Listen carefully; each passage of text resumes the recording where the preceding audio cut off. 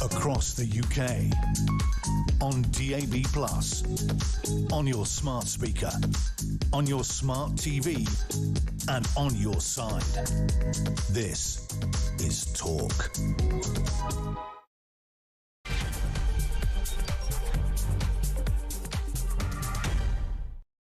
Super gripped indeed. Thank you, Alex. She's back tomorrow morning on breakfast right here on Talk. It is the home of common sense, a very rare place in anywhere in the UK to find common sense. You'll find it right here. We are the sounding board for jip and angst, and we have a lot of it. The Home Office is blowing thousands on tutors, you'll have heard this story, and staff to entertain migrants facing deportation, offering balloon modelling, painting, floristry, hairdressing, and even a gym manager to run some fitness classes. More on that in a few moments. The spending comes as judges today consider the Home Office's appeal over the removal of migrants from that hotel in Epping, with the department telling the court yesterday that asylum seekers' rights outweigh the rights of local residents. We're live in Epping in just a bit. We'll bring you the result, or the conclusion, the ruling of that case as it happens. And a county council is offering support for its staff if they're upset by the St George's flag or the Union Jack. Yep, you heard that correctly. All of that and more to come. And, of course, all that breaking news right here on Talk 0344 499 1000. So we are, of course, awaiting the decision on the migrant hotel in Epping. It's not been straightforward. There was a curious statement from the Home Secretary yesterday via the lawyers at court, where it was suggested that the position of migrants outweighs the concerns of local people. Just let that settle for a second. An extraordinary intervention, and the one that wasn't even hidden away. You might think they do that quietly, slip it in when no one was listening. It was said out loud in a courtroom, reporters watching, members of the public hearing it firsthand. Local people are not as much of a consideration as people who illegally enter our country. And we wonder why we ask the question about the world's gone mad. But that's where we are. A statement you read twice when you see. You read it twice because you think, I must be mistaken. Surely they didn't really say that, but they did. Now, the first and prime consideration in a case like this, when we're talking about migrant hotels, and this is where the establishment get it wrong so often, the first and prime consideration in these situations is the impact on the local community. And that is it. That's number one by a country mile. We can argue all sorts of points about our benevolent responsibilities, the government being a bit stuck for ideas. But before you get to any of that, the impact on the community, the locals, and the possible implications of 200 young men pitching up in your postcode trumps absolutely everything. And if anyone tells you any differently, tell them to off quickly, because they're talking absolute gibberish and nonsense. That phrase, the world has gone mad, the world has lost its mind, inevitably comes into play. We are living in a land of insanity, an upside-down, topsy-turvy Black Mirror existence where black is white, night is day, and left is right. This is how our world, our country is currently functioning. And if you want some more evidence of that, as if that one statement from the Home Office wasn't enough, thousands of pounds, and I know you'll be familiar with this story already, being spent on hiring staff to teach balloon craft and floristry to migrants who are facing deportation. Painting and hairdressing tutors and gym bosses are also wanted for the Heathrow Immigration Removal Centre. So these aren't people that have entered the most vulnerable in the world, and you might correctly need to offer some proper care and some occupation and some therapy. We get that. But these are detainees who include serious criminals. Salaries for the 4 roles, plus a vocational skills tutor, amount to £165,000 a year. That's your money, by the way. The Home Office last night, I love it when they do this, the Home Office Minister Seema Malhotra said the department had asked for the roles to be scrapped. But they've been there for about a decade. We're paying for this. Isn't this meant to be about rehabilitation of the vulnerable? I'm pretty sure that when young Jamal eventually goes back to his homeland of Sudan, his enviable skills at being able to make a balloon model of a wirehead dachshund really will come into play. I mean, to be fair, I can only manage a snake, not some kind of coiled and ready to pounce puff adder. I mean, literally just a snake. Maybe I need a balloon lesson. We could all do. My kids would quite like balloon lessons. The company that run it are called Mighty or Mighty. It's required to provide recreational services to detainees as part... It just gets better. As part of its £290 million contract with the Home Office. I do need to say that again, don't I? Just so you didn't think I slipped an extra digit in there. The company are required to provide recreational services to detainees as part of its £290 million contract, and it's going to get better, this story, just wait, with the Home Office. Signed in 2014, it was your Tories, Governor, what did it. The government is in the process of advertising the Heathrow tender to other firms, valuing the new contract at about £420 million for an initial 5 years. I mean, nice work if you can get... Well, you get the contract, you hire a warehouse, you put some nice stuff in there so people are safe and comfortable. I get all of that. And you hire a balloon modeller and Coco the clown and somebody who knows how to braid hair and you trouser 420 million quid. Man, the UK has lost its mind. How do we bring back sanity to the UK? And it gets better. An online campaign called Operation Raise the Colours has prompted hundreds of flags to be raised, of course, across the country in the past few weeks. But the Conservative-run County Council in Essex, their Children and Families Senior Leadership, have said, are you ready for this? They've said the St George's and the Union Jack flags may hold different meanings for different people. They were absolutely firm on this. They encourage staff who are unsettled or affected by what you're seeing to, that horrible phrase, reach out to their managers, saying, we stand firmly against all forms of racism and discrimination, and we are committed to fostering a safe, inclusive, and respectful environment for everyone. So if you're upset by a flag, you contact your line manager. The Conservative-run Essex County Council will make sure that your inclusivity and respect is adhered to. These people are political perverts. They should not be working anywhere near a public space. There's something wrong with them. As Alex said, they're ill. These people are kind of doolally, as my nan would have said. They're sick. They need help. This is the kind of stuff they're doing. If you've in any way been affected by seeing a flag on a flagpole, then contact your line manager. That flag can mean different things to different people. What in the name of every great God does that actually mean? What kind of fishing expedition from these twisted odd jobs is going on here? The world has lost its mind. I'm asking the question. Comment on all of that, please. But just tell me, how do we bring sanity back to the UK? 0344 499 1000. How do we bring sanity back to this green and pleasant land?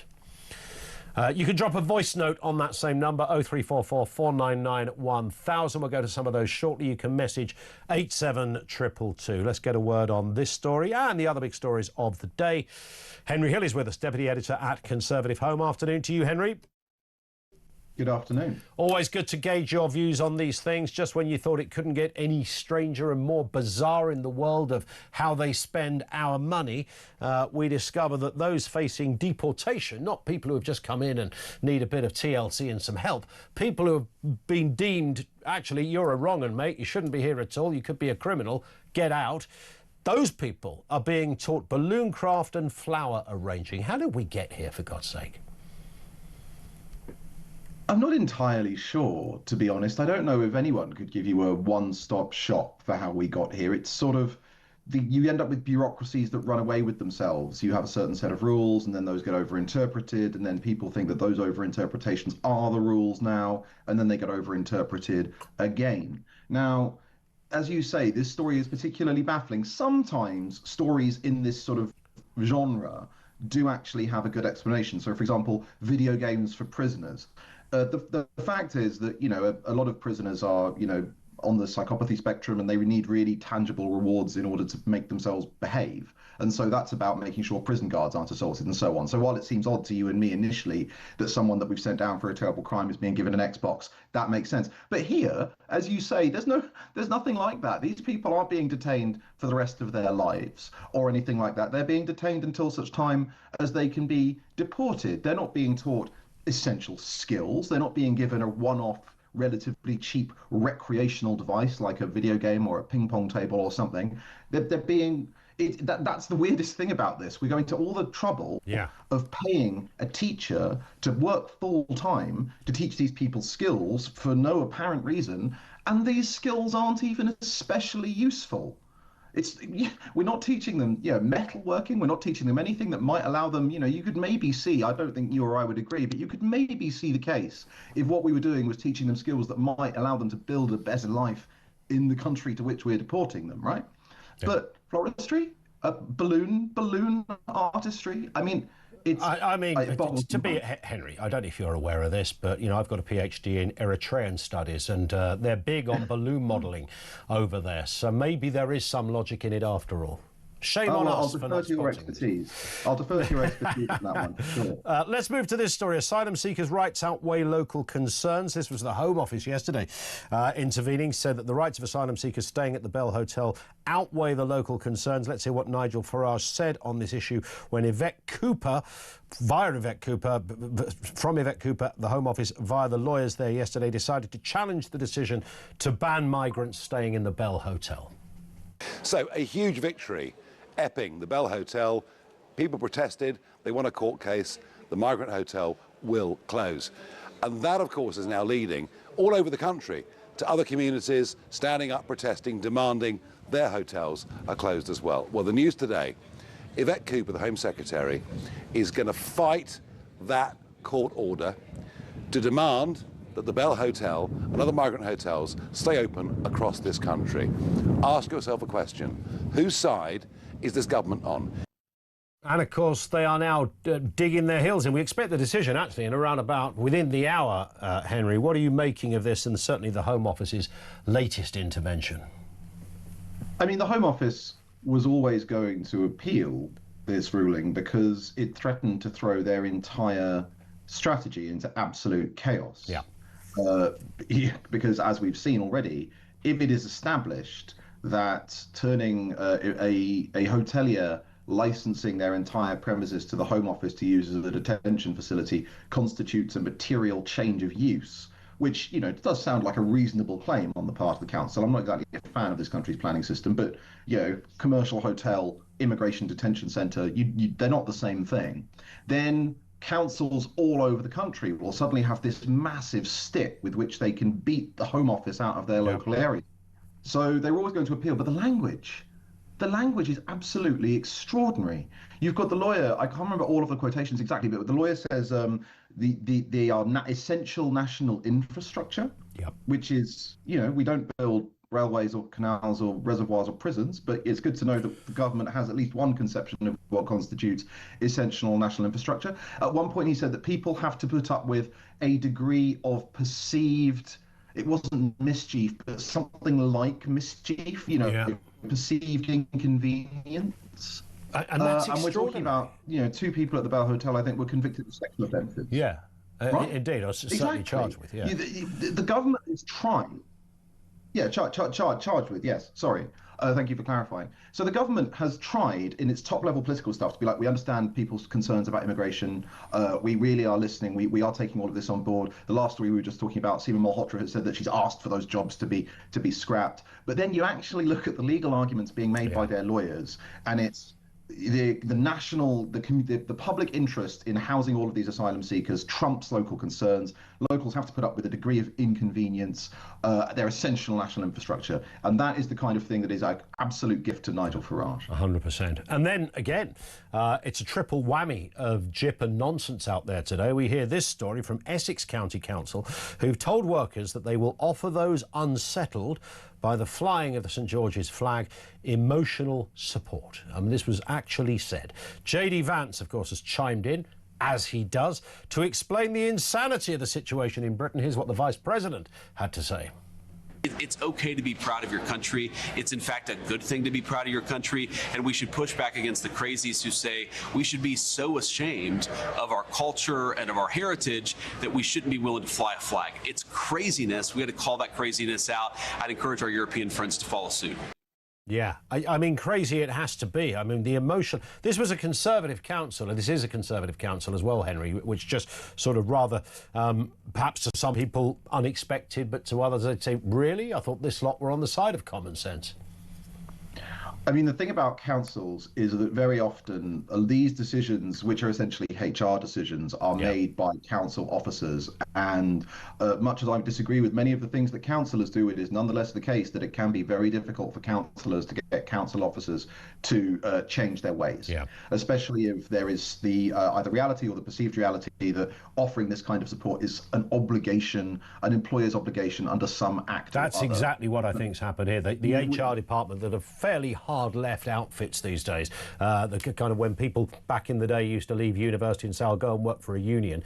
Now it's apparently I'll go and work in an HR department because it carries the same sort of moral sense of justice. Yeah, HR departments have enormous power, partly in fairness, because I don't want to look like I'm letting the Conservatives off the hook here, because the Conservatives let them have it.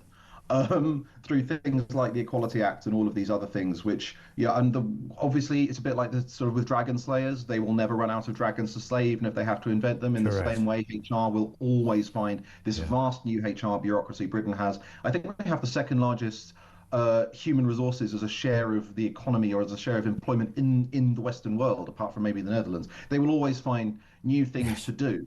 Now, I can think, just to try and be fair-minded, of very specific circumstances in which some staff support for something like this might have been useful back in the day, right? Which is, my mum is a midwife. There used to be parts of the area in which she was a midwife which had, the BNP. They would often have flags like this up, and it was the case that, black nurses actually couldn't go and do home visits in those areas. So that's a very, very specific concern. But I think that, frankly, that is probably not what's happened here, right? If it is, we've heard nothing about it. But two, the fact that for so long, we let the far right own the flag was our mistake, right? If you go to France and you see somebody waving a French flag, your first thought isn't, I wonder if they're a fascist, because there's 3 French flags under every windowsill on the town hall. There's a French flag in every square. But in Britain, unless you live in London, and in central London you do see a fair number of Union Jacks, but that and Belfast is basically the only places you do it, right?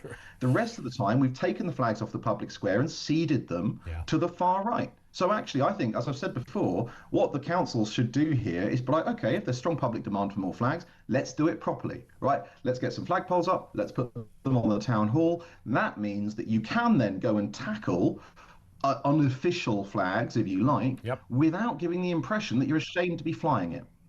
Henry, on that point, we pause momentarily. We shall return with more from Henry Hill, of course, Deputy Editor at Conservative Home. Over to you. I'm just throwing out a fairly generic question in response to the just the barrage of insanity and nonsense that is happening in this country. I mean, it is kind of off the scale. It's almost like someone's designed it this way, just to discombobulate every decent law-abiding Brit and go, no, what we're going to do, we're going to take really easy decisions and completely convolute them and make everything harder and more confusing and unfathomable.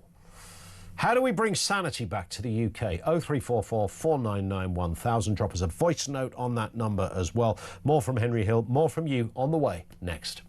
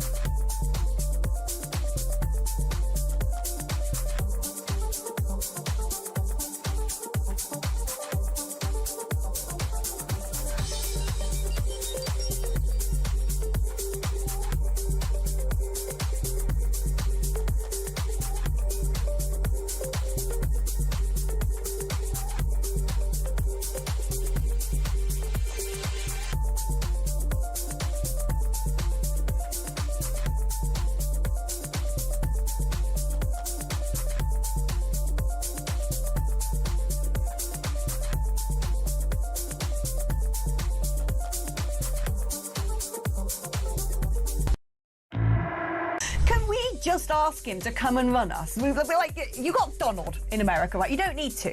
Just have Donald. He's more than enough. Can we have JD, please? Can we have JD? Because our second in charge, I mean, after what came out this morning about her evading the 40,000 quid on her own property for her stamp duty, I don't want our second in... I cannot believe that we're existing in a parallel universe where Angela Rayner is our second in charge and they get JD Vance. It's completely unfair. Across the UK, on DAB+, on your smart speaker, on your smart TV, and on your side. This is Talk. This is indeed Talk. This in from Margaret in Birmingham, who says, afternoon, Ian. Every day is April the 1st at the moment. The craziness we have to put up with is completely bonkers. Balloon lessons and floristry for people waiting deportation needs the questions to be asked. We are a laughing stock of the world. And by the way, I hope Starmer and Cooper have egg on their face and Epping Council win. We will thank you, Margaret. Good, sane stuff from Margaret. Not so much sanity going on elsewhere in the world, but the decision on the Bell Hotel in Epping, we're expecting it in about... should be around about 2 o'clock. You know how these things work, they push them forward, but we are live there and we'll bring it to you as it happens. We've got Henry Hill with us, Deputy Editor of Conservative Home, looking at the big stories of the day. We couldn't possibly get through this feature, Henry, without mentioning Angela Rayner. The Telegraph newspaper disclosed that she saved 40,000 quid on a new house.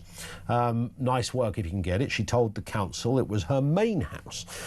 It's worth having a little listen to what Three Houses Housing Minister Angela Rayner said, speaking about the amount of spare houses there are in the UK. Maybe that's why she's chosen to buy them up all by herself. Here she is. There's plenty of housing in the UK, but the houses, especially hang on. You can't, on the one hand, say we've got to build this 1.5 million houses and then say there's plenty of housing already. There is plenty of housing, Trevor, already, but there's not enough for the people that desperately need it. So the homes, especially under our affordable homes programme, which is social and affordable housing, they will be there for people who desperately need them, local people. Now, we should say, Henry, just in case the lawyers are listening, she's done absolutely nothing wrong. But what she has done is worked the system to her advantage by changing her main residence, which was Ashton-under-Lyne, to Hove. So that's now her main residence. And in doing that, she swerves the additional amount she would have had to have paid on stamp duty. So she saved 40,000 quid. Not illegal to do this, but when you're the housing minister advocating quite a lot about shortages of housing and poverty and goodness knows what, it's a terrible look for Rayner. Yeah, it's a bit like the homelessness minister making 4 people homeless to jack up the rent on her property. It wasn't illegal, but you just have to think, if you're a politician, ask yourself, do I seem like a cartoon villain when I make this decision? Correct. It is, as you say, she's done absolutely nothing wrong. It does seem to be a bit baffling that it is not apparently wrong that you can simply tell different bodies responsible for different taxes that different properties of yours are your main residence. Yeah. Because I think she did, I think if I recall the story correctly, she declared another one to be her primary residence for council tax purposes. And that is, obviously, if it's not against the law, it's not against the law. But it seems remarkable oversight that you could be allowed to do that, given that it's so obviously open for abuse. But of course, this is not the first time that we've seen stories about Angela Rayner potentially being sharp with her housing arrangements. There were the previous ones about the house that she owned, which I think she claimed to be a primary residence, and there were allegations that actually she was a landlady and that it had a tenant in it, and so on. So clearly, Angela Rayner has her head on her shoulders when it comes to property, but she's the housing minister. I think the most interesting bit of that clip, to be honest, was her saying there's plenty of housing. There's not. This country is, according to analysis from Sensitive Cities, comparing us to France, which has the same population, this country's short about 4 million homes, right? Especially in the bits of the country that need it most, where the demand is most acute, London and the southeast. That's why rents are so extraordinarily high. I think the average Brit now pays a record share of their post-tax income, and bear in mind taxes are very high, their post-tax income on housing. Rents are spiraling. Mortgage rates are much higher than they used to be. So it's interesting that instead of saying, yes, we have a massive housing shortage and we really need to fix it, Labour wants to stay I've got three. But like we just putting affordable housing rather than housing all of us need. Indeed, absolutely spot on. Listen, Henry, your line started to die on us at that point, but we get to the end anyway. Thank you, Henry Hill, as ever, Deputy Editor of Conservative Home. She avoided 40,000 stamp duty at her new seaside flat. It's an 800 grand seaside flat. It's a nice place. She's got a bit more money than she used to have. She's not a squillionaire, but she earns a pretty darn good six-figured salary as Deputy Prime Minister. And if you're in that position, and bearing in mind, you know, Angela Rayner is more left than an Albanian Keep Left sign. I mean, this is somebody who is more Corbynite than Starmerite. So even if she was told at the moment that the estate agent or the solicitor when buying the house went, oh, by the way, if you make it your prime residence, you can save 40,000 on stamp duty. Even if she could do that, in her position, someone who talks about, Tory toffs or Tory scum, wasn't it? That the kind of people that would have three houses. I know one of them's an official residence, but you take the point. It so much goes against who she is meant to be. You'd have thought she'd have gone, look, I could swerve the extra stamp duty, but I'm not going to, because it would be a terrible look. A terrible look. And particularly when you're on over 100,000 quid a year. A terrible look. 0344 499 1000 is where you will find us. We're asking that question, how do we bring back sanity to the UK? We can make this fairly general stuff here this afternoon because there's so many stories to pick into, whether it's the Home Office's comments on migrants versus locals, and what a spectacular own goal that was. We're awaiting that decision. Balloon modelling, the council, the Conservative Council in Essex, telling staff if you're offended by flags being up on poles, then come and see us, because the HR department, who are so bored witless they have to keep coming up with examples of iniquity and injustice. Come and see us, reach out to us, because we're inclusive. We know that the flag might offend you. If it offends you, then I'm afraid you're the wrong kind of person to be working in a public sphere in any capacity, right? That should be almost a fishing exercise to know who to fire at the council. So young Mick comes forward and says, yeah, I'm very offended because I think it's symbolic of our past, of what was our empire and all that was going on. They should say, well, thank you, Mick, for your service at the council. The door is the wooden thing in the wall. Get out. But it doesn't work like that. I'll probably get a pay rise. 0344 499 1000. This is Talk.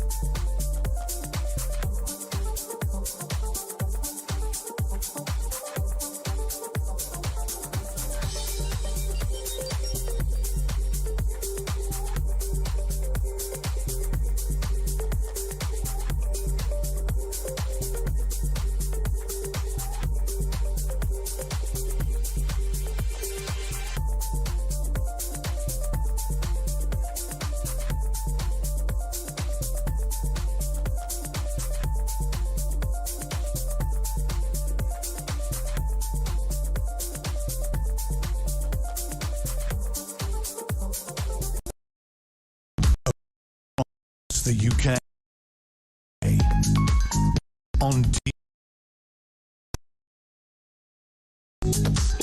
On your It is Talk. Simon in Kent says to return sanity to this country, vote reform, especially in the counties that refuse to hold council elections. Thank you for that, Simon. This one from Clay in Folkestone, who says, great show. About the balloon lessons, whoever authorised the 160,000 quid in the Home Office ought to be sacked. The country is broke. The county as well, the country is broke. And they're throwing money away like this. Best wishes, says Clay in lovely Folkestone. Yeah, spot on.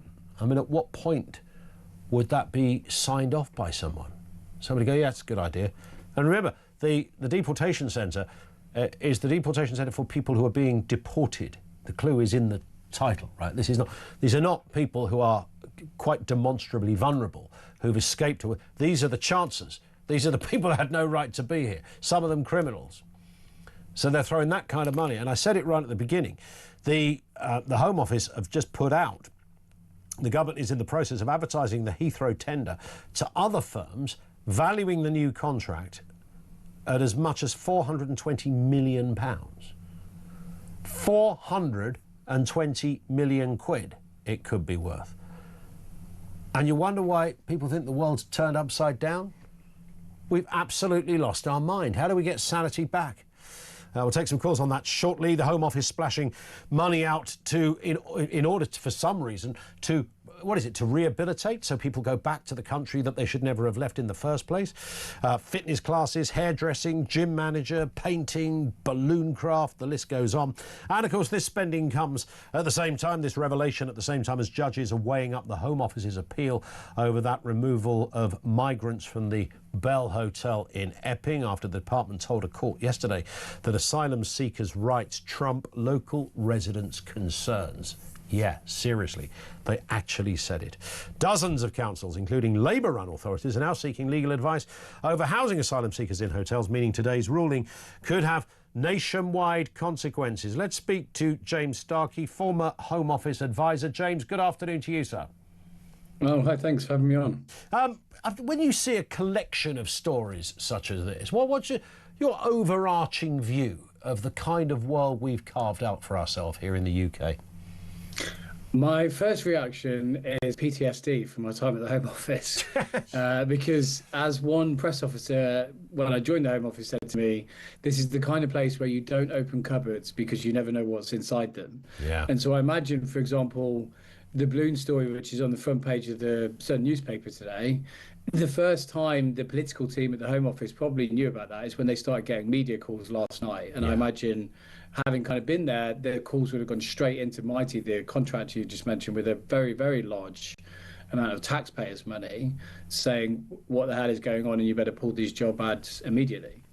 So how does that happen then? So, doing what I do for a living as well, James, I totally get it. But people might be staggered, but quite often ministers aren't even aware of this. I mean, it's not even something that gets as far as their desk. So how do these lucrative contracts happen? I mean, clearly ministers aren't in charge of every washer and nut and bolt in the Home Office. But when you're spending this kind of money, who authorises that? So I think often it would be kind of the civil service. These contract tenders, you can kind of, in the political office, ask to see them in the larger ones. So I imagine the kind of overall nature of the new Mighty contract at Heathrow, which is one of the largest, if not the largest, deportation centres across Europe, you might kind of, that's going to come across a minister's desk. But the kind of finer details about where they're spending some of this money, that, I imagine, I'm not sure, but I imagine that specific thing wasn't in the original tender. So it's what a contractor's decided to do. Because if you look at this particular centre, I think there was a report out, last year, which detailed significant violence and drug abuse in the centre. So you would imagine, and I think even viewers might feel that some money could have been spent on dealing with that in some way. Whether or not teaching people to blow up balloons is going to deal with violence and serious drug abuse, I think is open to question. And you sort of wonder, without sort of generalising on, the criminal mind, but some of these people, will be of, a criminal background. I can't imagine Alf the Yardie is probably thinking of taking up balloon modelling before he gets deported. No, I don't think it is, and I think that's why this has come. I mean, look, this is taxpayers' cash. This is what you, me, your listeners, when we get to the end of the month and we see a load of our money's gone to the government. Yeah. This is what it's being spent on, and that's what angers people. And I think you can see there's a direct crossover this with the Epping Hotel. There's huge amounts of money going out at the moment. Yeah. It's expensive to do this. Even Nigel Farage has said their deportation plan will cost north of £10 billion. So there's no cheap way of doing this. And if it delivers, I think people would feel it's worth it. Yep. But when people see money spent frivolously, should I say, on things like balloon courses, which, as you say, why are we doing balloon courses in these places? This is a clear waste of taxpayers' money. I doubt you could get any politician in their right mind to come onto your show and defend it. No. Because it's indefensible. And so that's a big problem. But as I said, I do have some sympathy, because I imagine the Home Office, certainly the political team, knew about that specific issue was probably when they started getting a flurry of calls last night. Yeah, I would imagine so. And I do wonder, and you sort of alluded to it, James, at the very beginning, a department like the Home Office, which of course is absolutely huge and used to be bigger when the Justice Department was, of course, attached to it. So they took that bit away because it was just too large for any person to ever try and make it run. But it's still, what still remains is sort of labyrinthine world of, rules and law and order and contracts and goodness knows what. And I mentioned this a couple of days ago. I remember talking to Jack Straw when he was Home Secretary, and he said, if you really want to upset a Home Secretary, just open the file that says immigration, because of course it's not a file, it's a warehouse full of files and goodness knows what else. And that's just one strand of the Home Office. And of course there's so many different departments within it and so many different jobs, and not everyone, some people work sort of autonomously from no one connects the whole dots, and equally no one wants to really upset the apple cart, as you said about a colleague who said don't open the cupboards. So it's sort of, there's this kind of weird, I don't know, it's a sort of groupthink meets status quo situation. I don't mean the band. No, although they might do a better job. Who knows? They might, yeah. Well, Francis Rossi knew how to file. That's true. He did. I think you're right. I mean, there's been a lot of argument that you could break up the Home Office. There's a tension as well. So, even when I was there, in the Home Office, they're kind of naturally, you're constantly looking at the numbers of legal and illegal migration. But take legal. You in the Home Office might be looking at the overall numbers, how to bring them down. But at the same time, you've got various departments lobbying you, the Treasury and Number 10, saying, well, we know you've made a commitment to cut immigration, but of course we can't possibly do without bricklayers, HGV drivers, fruit pickers. Take your pick. And so that's a constant pressure the Home Office is under. And as you said, they're doing that while they're in charge of the police force. The borders are arguably something that should be a single department. Yeah. I mean, you've got also, as you rightly say, there's almost an argument for the Department of Immigration, which deals with legal and illegal and all that goes with it. And I wonder whether the people that splash the cash would be within that department. We know that this contract at Heathrow, which is now under consideration for a new tender process, could be worth as much as 420 million quid. And presumably somebody sat in a big meeting in one of those impressive annex rooms in the Home Office that I'm sure you've been in many times, and sat there and said, right, I've got an idea. And you'd like to think everyone else would have gone, that's a really stupid idea. Get out. But these things somehow find their way into the system. And again, is it because nobody wants to upset things? Because once you start the ball rolling, all manner of things, those cupboards open up and all sorts of calamities take place. I mean, my guess is on the balloon issue, this was a reaction to the report they got, as I said, I can't remember if it was earlier this year or last year, on the poor state of the detention centre. And so it was maybe a way to kind of counteract that. But as you said, someone someone senior in their position needs to say this. I mean, number one, I think the thing is as well, even if you're trying to deal with those issues, as we've just discussed, is this going to deal with that? Because if you can argue it can, then you can come on a show like yours and explain why the money's needed and say, look, I know you don't like to hear this taxpayers' money, but there's this problem. We've dealt with it. We want to do that to make sure it functions efficiently. We want to treat people well, which I do think the public want to see this issue dealt with, but they want to see people treated humanely. They don't want them living in violent circumstances with significant drug issues. But the problem is, in this instant, this is obviously a cracker's idea that does nothing to solve the problem, and it leads to issues like you've got now. But even if you extrapolate the balloon and the gym classes and the paper mache lessons or whatever else is in there, the kind of value of these contracts, and this sort of never ceases to surprise me across government, to be honest, when we're talking about expenditure, James. There's very few, the big companies, the Sercos and the Capitas and the like, that bid for these Group 4s of this world, that bid for these big contracts. You'd think, bearing in mind the only customers they really have are governments, but usually plural because they work across the globe as well so often. You'd think that the advantage would be with the government, so the government could call the shots and say, no, there was no way this is going to cost 500 million quid over 5 years, or even £100 million a year to run a deportation centre. Sorry, that ain't happening. So yeah, you can have the contract, but you've got to do it for 45. I think the thing that more people need to keep in their mind, when you're in government, a lot of people talk about government money. There's no such thing as government money. No. The government doesn't have any money. It's our money. It's taxpayers' money, whether that be direct from many of us in our pay packets, or businesses paying business rates, corporation tax, the thing that the economy produces. And you need to remember that that's the money that you're spending. And I think a lot of the time people forget that and talk about this idea of government money. It doesn't exist. You're spending money that people work very hard to earn. I think it is forgotten, perhaps, but not always intentionally, maybe, but very remiss to forget it. But I can imagine when you're dealing with big budgets, you can kind of lose sight of that very obvious and brutal fact. It is other people's money. Just a final point, James. They often refer to the civil service, and the Home Office, of course, is a core of all of that, as the blob. Drain the swamp. We hear this kind of stuff, full of mad old lefties and all the rest of it. Was that because when I was growing up, I thought of civil servants as the very antitheses of that. A bloke with a bowler hat and who walked in with a briefcase. He owned a lovely house owned a lovely house in Orpington, mowed his lawn at the weekends, had cosy chinos, went to a Beetle drive on a Thursday and church on a Sunday, and definitely voted Tory. What's your assessment when you look at the Home Office now and that whole area of the civil service? Is it a kind of nothing better than a big old lefty think tank, or is that an urban myth?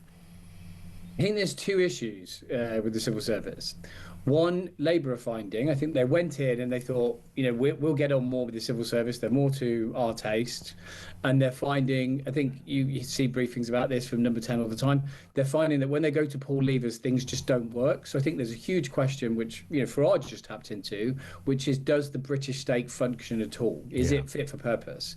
And I think the second issue is, people see the civil service as lefties. Don't think that's true personally, not in my experience, but they are small c conservative. So what they don't like is change, big change, and risk. Because risk, there's no reward in the civil service for doing things well. There's only things go badly, you might lose your job. Yeah. And so what you end up with is a group of people who are focused on keeping things as they are, which means whether you're Tory or Labour and you're going to change things, you find it very difficult, which I think the last government did and this government have. Yeah, I wonder whether seismic change is really on the way. But as you rightly say, James, I mean, even if, looking to 2029, if reform came in and began the process of changing all of this, you wonder whether things ultimately, regardless of who's in charge, sort of just revert back to the, the kind of easy option, like electricity. You take the shortest route to stuff because it makes life easier. Who the hell wants the headache anyway? I think they would have the same problems. I think if you're going to deal with the big issues that the country's got, and we have big issues on planning, on regulation, on immigration, the things that your viewers and listeners will write in, text and call in about, the things that frustrate them. if you're going to deal with those issues, you're going to have to create a machine that can deliver what the politicians, what they get elected on to deliver. Reform aren't going to change that overnight, and Labour are finding they haven't been able to change it in a year, and they do want to do things. We might not agree with all of them, but they are finding frustration. So I think you're going to have very serious reform of the civil service if you are going to deliver the change that people want. Yeah. Just a very final question. Who do you think has most authority in the Home Office? Permanent Secretary or the Home Secretary? I don't know if I'd like to I mean, I would say there's always a tension in terms of the Permanent Secretary and the Home Office. Some of that's a good tension. The Permanent Secretary should be reminding the Home Secretary of their duties and obligations, and they've got a kind of civil service to watch out for. But I think I would go to say it's much like the rest of government. I imagine the Home Secretary, just as the Prime Minister has, finds out that when they want to do things, they aren't quite as easy as they thought when they took the job. Yeah. I think that's very true. It makes you wonder why anybody would want the darn job, doesn't it? But that's a whole other story. Listen, James, thank you for your time. Great to talk over on these issues. James Starkey, former Home Office advisor. That was fascinating, actually, just to get into the other kind of areas of how the mechanics of how this stuff works. And I think what he rather confirmed there was stuff we've been saying every day for years, and that is back to the sort of status quo and the groupthink. You know, it's just easier to keep things as they are. Don't upset anything. We don't want seismic change. We've all got nice gold-plated jobs. And they might not be thinking that explicitly or overtly, but certainly it's there, isn't it? It's the undercurrent that keeps the thing going as it does, which is why we see these horrendous stories. 0344 499 1000.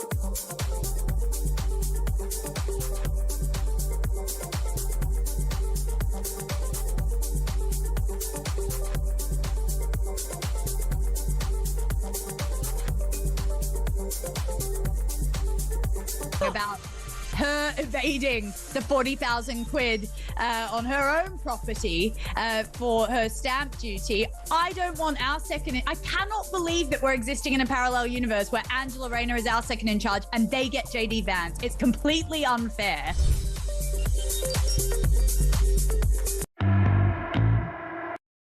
Across the UK, on DAB+, on your smart speaker, on your smart TV, and on your side. This is Talk.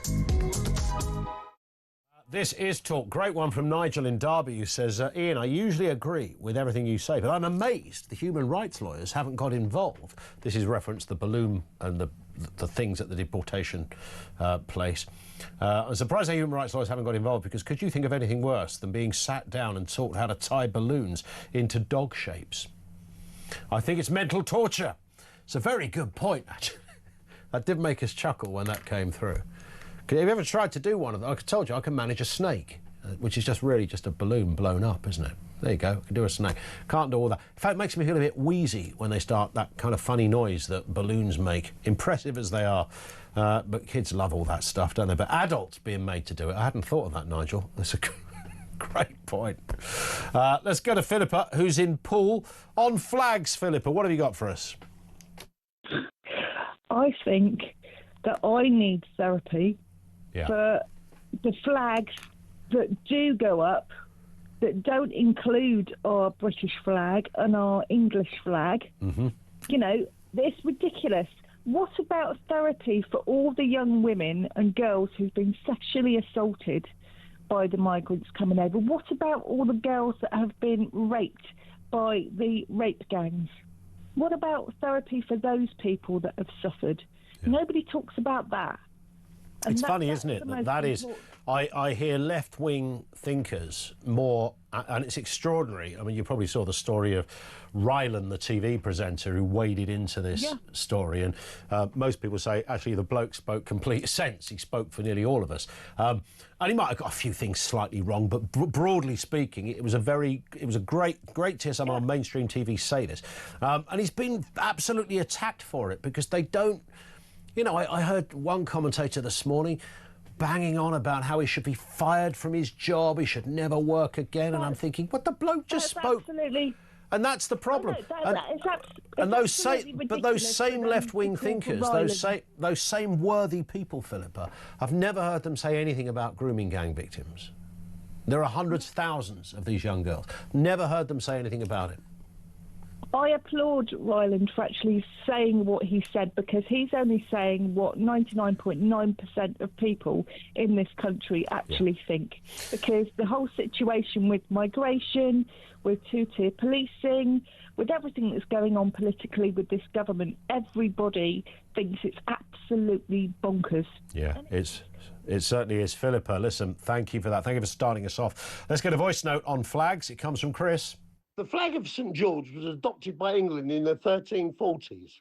It has been our flag for over or nearly 800 years. How many men have died for this country under the flag of England? And that woman says it's going to put people off. Anybody who doesn't like it should leave. I'll chip in for their fare. God, he delivered that like the opening of a Radio 4 documentary, didn't he? Just after the shipping forecast. Nice one, Chris. Love it. Here's Mark in Lincolnshire. How you doing, Mark? Hi, Ian. Not so bad. Yourself, mate? Yeah, good, thank you. Yeah, what are your thoughts? Yeah, just on the flag thing there. Yeah. There are a few things on this, really. Obviously, you've got the first one, which, you know, we need the alternative MAGA for a start for all the native, you know, white saviours in this country that keep doing this kind of crap. But we need the alternative MAGA, you know, make asylums great again. Because we definitely need to reopen them for these people. Yeah, definitely. On the more serious note, though, Ian, for me, I knew your tongue was in your cheek when you said it, Mark, but just to clarify, in case anyone didn't. Well, yeah, the make asylums great again. But having said that, I think there are a few that could probably go in one, to be honest. Make flags great again is good. Yeah, we need a flag with make flags great again on it. Yeah, we'd make flags great again. But on the serious note with this, if there are... Seriously, you see, this is why one of the reasons I don't particularly, or will not vote for Farage, is because he will not, you know, I don't think he's going to actually stick to his deportation thing. He certainly ain't going to go anywhere near remigration, but it's something that seriously needs to be considered, because the point I would make on it is, if there are literally ethnic minority people in this country that are worried or scared for whatever reason by either of our flags, whether it's the Union flag, whether it's the St George's Cross flag, you know, they should not be in this country. They need to leave this country. 100%. I mean, what kind of wuss are you anyway if you're offended by a flipping flag? Well, absolutely. I mean, seriously, what sort of insanity? Is there any country in the world that has this debate? Are you offended by our flag? I mean, it's just so... It's the epitome of stupidity. You'd have to be a moron. It's insanity, Ian. It really is. I mean, the other serious side of it is I genuinely believe that the people that enforce these kind of things, that come up with these harebrained ideas, you know, like the Conservative Council and all this kind of thing. Yeah. These are the people that will happily call me racist for having that flag. Yet they're the actual real racists because they treat ethnic minorities, black and brown people, like they're victims. They treat these people like they need help from them, like they are. They won't admit that they see themselves as a white saviour, but that's exactly what they're doing. They treat them like they're children, like they need help, like they need lesser qualifications to get a job, etc., etc. You know, these people are rampant racists. They really are. I mean, they're far more closely aligned with the old fascism, the Nazi party. Oh, 100%, 100%. I've got to step in, Mark, because the news is about to bite our heels. Thank you for that. This is Talk.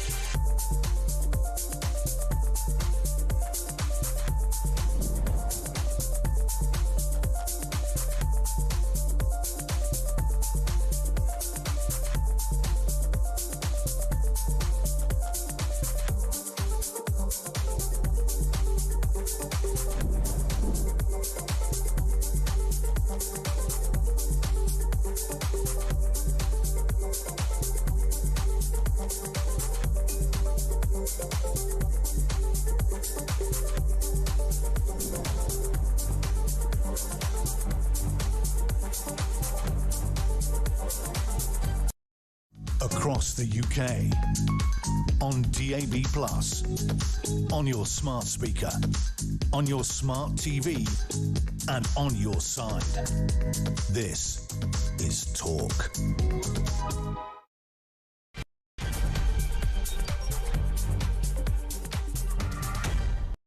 Good afternoon. Yeah, welcome back. 3 minutes after 2 o'clock. So judges are today, as we speak, considering the Home Office's appeal over removing migrants from that hotel in Epping after the same Home Office said that asylum seekers' rights outweigh local concerns. These people are off their heads. I mean, they are bonkers. They're pathologically ill. That's the kind of words they're willing to say. Not sneakily under the light of a silvery moon, but out loud in a courtroom, for God's sake. We're expecting the ruling to come within around about the next 30 minutes. We're there live and we'll bring you the details when it does. Also this afternoon, the department is also said to be splashing out on tutors and staff to entertain migrants facing deportation. These are people that are wrong-uns, that had no right to be here, some of them criminals, but they're getting balloon work and painting and floristry and hairdressing and even some fitness classes. Yes, it's all there if you're being deported. Before you go, you can shape up a nice elephant or a little poodle or chihuahua with some balloons. And the County Council that is offering support for its staff if they are upset by the St George's or the Union Jack flags. Again, these people are mentally ill. What has happened to this country? They've got time on their hands, that's for sure. We'll have more on that as well. Everything you need to know, all the breaking news right here on Talk 0344 499 1000. Linda says, my dad fought in the Second World War. God knows what he would think of these leftists and woke. It's disturbing what they do. And the funny thing is, reference the issue around the council, Essex County Council, who put out an email from the council saying, we're going to offer you some assistance if you are offended by the flag. So this would have been the HR department. And it goes back to our guest, who was a former Home Office advisor, which I thought was a really fascinating conversation, when he was saying nobody wants to rock the boat. So the HR department say, look, we need to look after people who might be offended by the flag, when most people say, well, if they're offended by the flag, you just fire them on the spot for being a half-wit. It's kind of as simple as that. You're clearly not fit for purpose. If you are discombobulated by a flag, you're working in the wrong place. You're working for a local council. You really better leave. Walk the plank, sunshine. But it doesn't happen like that, because that's an HR department. The councillors themselves, whilst they might disagree with it, won't do very much, because it's not actually in their decision to affect how people who work for the council, civil servants who work for the council at local county level. And even if they could, they probably wouldn't want to go there, because if they did, they'd be seen as, they'd have some kind of court case on their hands, there'd be a disruption, and everybody would lose their minds, and they all end up going, do you know what, let's just run with it, let's just run with it. And the HR departments, I mean, these people, some of these people, I know some nice people who work in this very building in the HR department who are simply wonderful people and very helpful with contractual issues or whatever else you need to sort out. So I know I'm generalising, but there is, I mentioned it in the last hour, over the last 10 or 20 years, the department that used to be called, I think it was, no, it's called Human Resources now. What was it? I always forget what it used to be called, what HR used to be called. It had a kind of very basic name. Didn't do anything like it does now. Now you've got members of staff who are pretty much personnel, wasn't it? Personnel. Now you've got members of staff who are on the Christmas card list of the HR department, because they're there so often. And people who are attracted to the HR department are the same kind of people that were once attracted to sort of left-wing organisations, as a kind of Marxist kind of ideology of always looking for an injustice. And previously, they might have gone to work for a union, a good hard left union, because that would have suited their politics. Now, many of them gravitate to HR, and they're often given free range, the HR departments, because nobody wants to tell them that they've done a wrong thing, when central to their existence is, we're just looking for justice for people. So it's not an argument even the bosses have. They just go, do you know what, we'll just leave it, because otherwise we look bad if we've gone against someone. And it's that. It's flipping nuts out there. I'm telling you, I'm fed up with it. I think you must be too. So Essex County Council is the council in question. This, by the way, is a Conservative-run council. Told staff they can seek support if the St George's flags make them feel unsettled. Bosses warn the flag could be linked to anti-immigration rhetoric, especially for colleagues of colour. The move comes after Operation Raise the Colours saw hundreds of English flags go up across the county and the country. And of course, over the pond, US Vice President J.D. Vance has urged Brits to push back against those who object. Let's have a listen to what he said. It's okay to be proud of your country. It's in fact a good thing to be proud of your country, and we should push back against the crazies who say we should be so ashamed of our culture and of our heritage that we shouldn't be willing to fly a flag. It's craziness. We got to call that craziness out. I'd encourage our European friends to follow suit.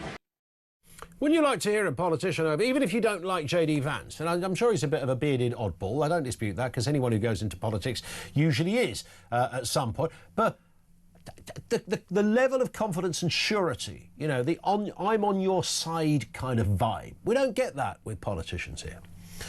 Let's speak with Nick Buckley, MBE, former Manchester mayoral candidate and author. Nick, good afternoon to you. I mean, you know all about insanity. We're certainly living through that era. I think, you know, in hundreds of years to come, when students look back, they'll talk about the Ice Age, they'll talk about the Space Age, and they'll talk about the Insane Age, and that's the one we're in at the moment. It absolutely is. Everything you just said then to the build-up to this segment here, there's a word for it. And we need to start using that word, and that word is Anglophobia. There is a movement in this country that hates the English, hates the British. Some of these people are foreigners. Many of these people are British citizens. Many of these people are English people, and their ancestors have been here for centuries. This isn't just necessarily a migrant problem. I don't normally do this on shows, but I wrote a book on it. I wrote a book on Anglophobia. You can get it on Amazon. And there's two reasons why this is happening in the country that I explore in the book. The first one is, let's look at migrants and the children of migrants. Why are they in this country? Why do they perceive the country as negative? And the answer is simple. If you look at what the English, the British, the Western civilization has created and developed, and then you look at your ancestors and you realize they built a mud hut, you say to yourself, are white people more superior, or did they cheat? Well, the English cheated. That's an easier way to accept the failures of your ancestors. And for white English British people, why are they Anglophobic? And you said it before, you said they're mentally ill. They are mentally ill. In my book, I explain all the different conditions, syndromes that can manifest themselves for someone to hate themselves, hate their civilization, hate their people, hate their country.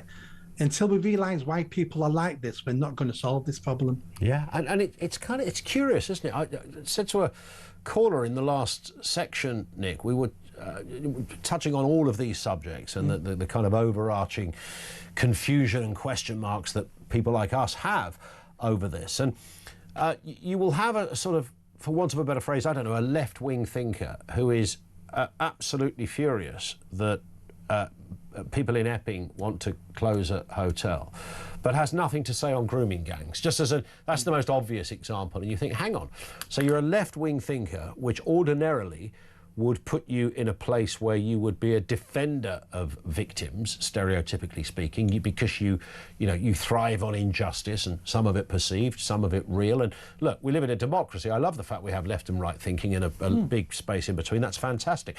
But I would also like to see consistency regardless. And the idea that somebody, just because they're of the left, has almost this horrendous, in fact disturbing wall of silence around grooming gangs. They can't bring themselves to even go there for some strange reason. And that's because we've spent 30, 40 years now developing this woke agenda, which comes down to the oppressed and the oppressor. It's like the victim Olympics. Some people are perpetually the victims in our society. If you're black, if you're foreign, if you've got a different religion, and they have now become the priestly class. Yeah. You've got to worship them. And for some, and don't forget, we're tribal creatures. We all can fall at this hurdle. We're tribal creatures. Once we've picked a side, many people will not be talked out of belonging to that tribe, that side. Yeah. Be like a football game. Most Manchester United supporters will never flip to be a Liverpool supporter, no matter what happens. So people pick a side, and then their brain says to them, you need to reject the evidence that goes against what you already believe. And it's tribal, and we're becoming more and more tribal. We're splitting into different sections of society now, and this is only going down one path. And I think last time I was on your show, I think I said this is leading to violence. Yeah. I think you're right, Nick. And, social media, of course, has fueled it somewhat. There's a bit of that going on as well. Is there, we asked the question at the beginning, how do we bring back sanity to the UK? And naturally, a lot of people have contacted and said, well, Reform will do it, they will do it. Nigel Farage is on the team sheet when it comes to this kind of thinking. He gets it.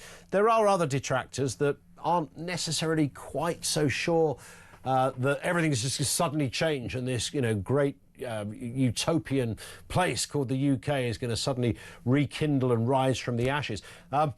So, but is that our best hope? Is our best hope another political party, not one of the main two? I think that's a fantastic question, because I see this on social media all the time. Reform UK are going to be better than Labour and the Tories. Of course they are. I don't think anyone could be worse. So, you know, it's a very low bar. They're going to be better. What we need to stop doing is elevating politicians and political parties to the divine, to the Messiah. Nigel Farage isn't going to save you. The only person who can save you and your country is you. All of us need to start accepting more personal responsibility. We all need to be better citizens. We need to be better voters, because we allowed this to happen. Yeah. We allowed our country to fail. We allowed this deterioration over all my life. Over 60 years, we've allowed this to happen. And that's because we gave all our personal responsibility to different politicians and different political parties. Let's stop doing that mistake. So reform are part of the answer. But if you think reform are going to save this country, if you think Nigel Farage is the Messiah, you're making the same mistakes you made 20, 30, 40, 50 years ago. And in fairness, I think Mr Farage would advise the same thing as well. You know, he can be part of the solution, but the rest of us have to, you know, also play our bit as well. Listen, Nick, great to see you again. Lovely to have you on, my friend. Nick Buckley, MBE, former Manchester mayoral candidate and author. Check out Nick's work. Over to you, 0344 499 1000. Sue says the council itself needs educating in the fact that this is England and it's our national flag. The only assistance anyone offended by should be offered is to leave the country. Yeah, or certainly leave the flipping council, that's for sure. Robert's in Hertfordshire. What have you got for us, Robert? Good afternoon to you. Hi, yeah, I was really interested in what your last guest was saying about being Anglophobic. And it's something that I never considered before. I mean, I like to think that I'm fiercely patriotic, but not to the point of being racist. I mean, I'm 73. I was brought up just after the war, I suppose, you know, and my kids were brought up to be fiercely patriotic. I mean, when England were playing, you know, at Wembley or playing in the World Cup, my house was decked out. Inside was decked out with Union Jacks. I mean, why is it that Scotland can play England at Wembley? I mean, their team is no good, never has been, but they're fiercely patriotic. Yeah. You know, and I think the trouble is we've got a globalist as a prime minister, and we need a true patriot. I agree. Although I'm a member of Reform, I don't think he's going to do any good. I think he's terrified of the Muslim, upsetting the Muslim vote. And really, you would know this, at what percentage of the country is Muslim. And that's fair enough, but it shouldn't be, you know, it should be insignificant. Really, it shouldn't matter. You know, it shouldn't. It's interesting you say that, Robert, because obviously there's always been divides, but it never really used to matter, did it? I mean, I've never lived in a country, I'm a bit younger than you, but I've still never lived in a country that was anything but, you know, quite mixed. And I know that in the 70s, there was obviously some horrendous stuff, and if you weren't white, you know, we all understand there were some, you know, pretty ropey times to experience. So I'm not underplaying it by saying that, acknowledging it fully. So we get that, but broadly speaking, we didn't have the division we've got today. No, but I think there was a little bit of banter. I mean, look, for instance, there was a lot of television programmes that were probably racist and sexist, but they were funny, and it was light-hearted, and there was nothing, you know, Alf Garnett, and it was fun. I think the humour's gone out of it, and I think you need to put the humour back into it. I get it. We've all become a bit too serious. Maybe that's part of the problem, and a bit too flipping angry. Robert, listen, I hear you. Thank you, mate, for that. Robert in Hertfordshire. By the way, if you're watching on our stream, you will see that judges have begun giving their judgment on whether to overturn a temporary injunction which is set to block asylum seekers from being housed at the Bell Hotel in Epping in Essex. That is the Court of Appeal. You're seeing live pictures from the court. We'll bring you more details in a few moments' time, and of course the conclusion of that ruling. You'll hear it here first on Talk. Don't be going anywhere. None of that channel hopping malarkey. We ain't got time for that today. Back with you. More comments on the way. This is Talk.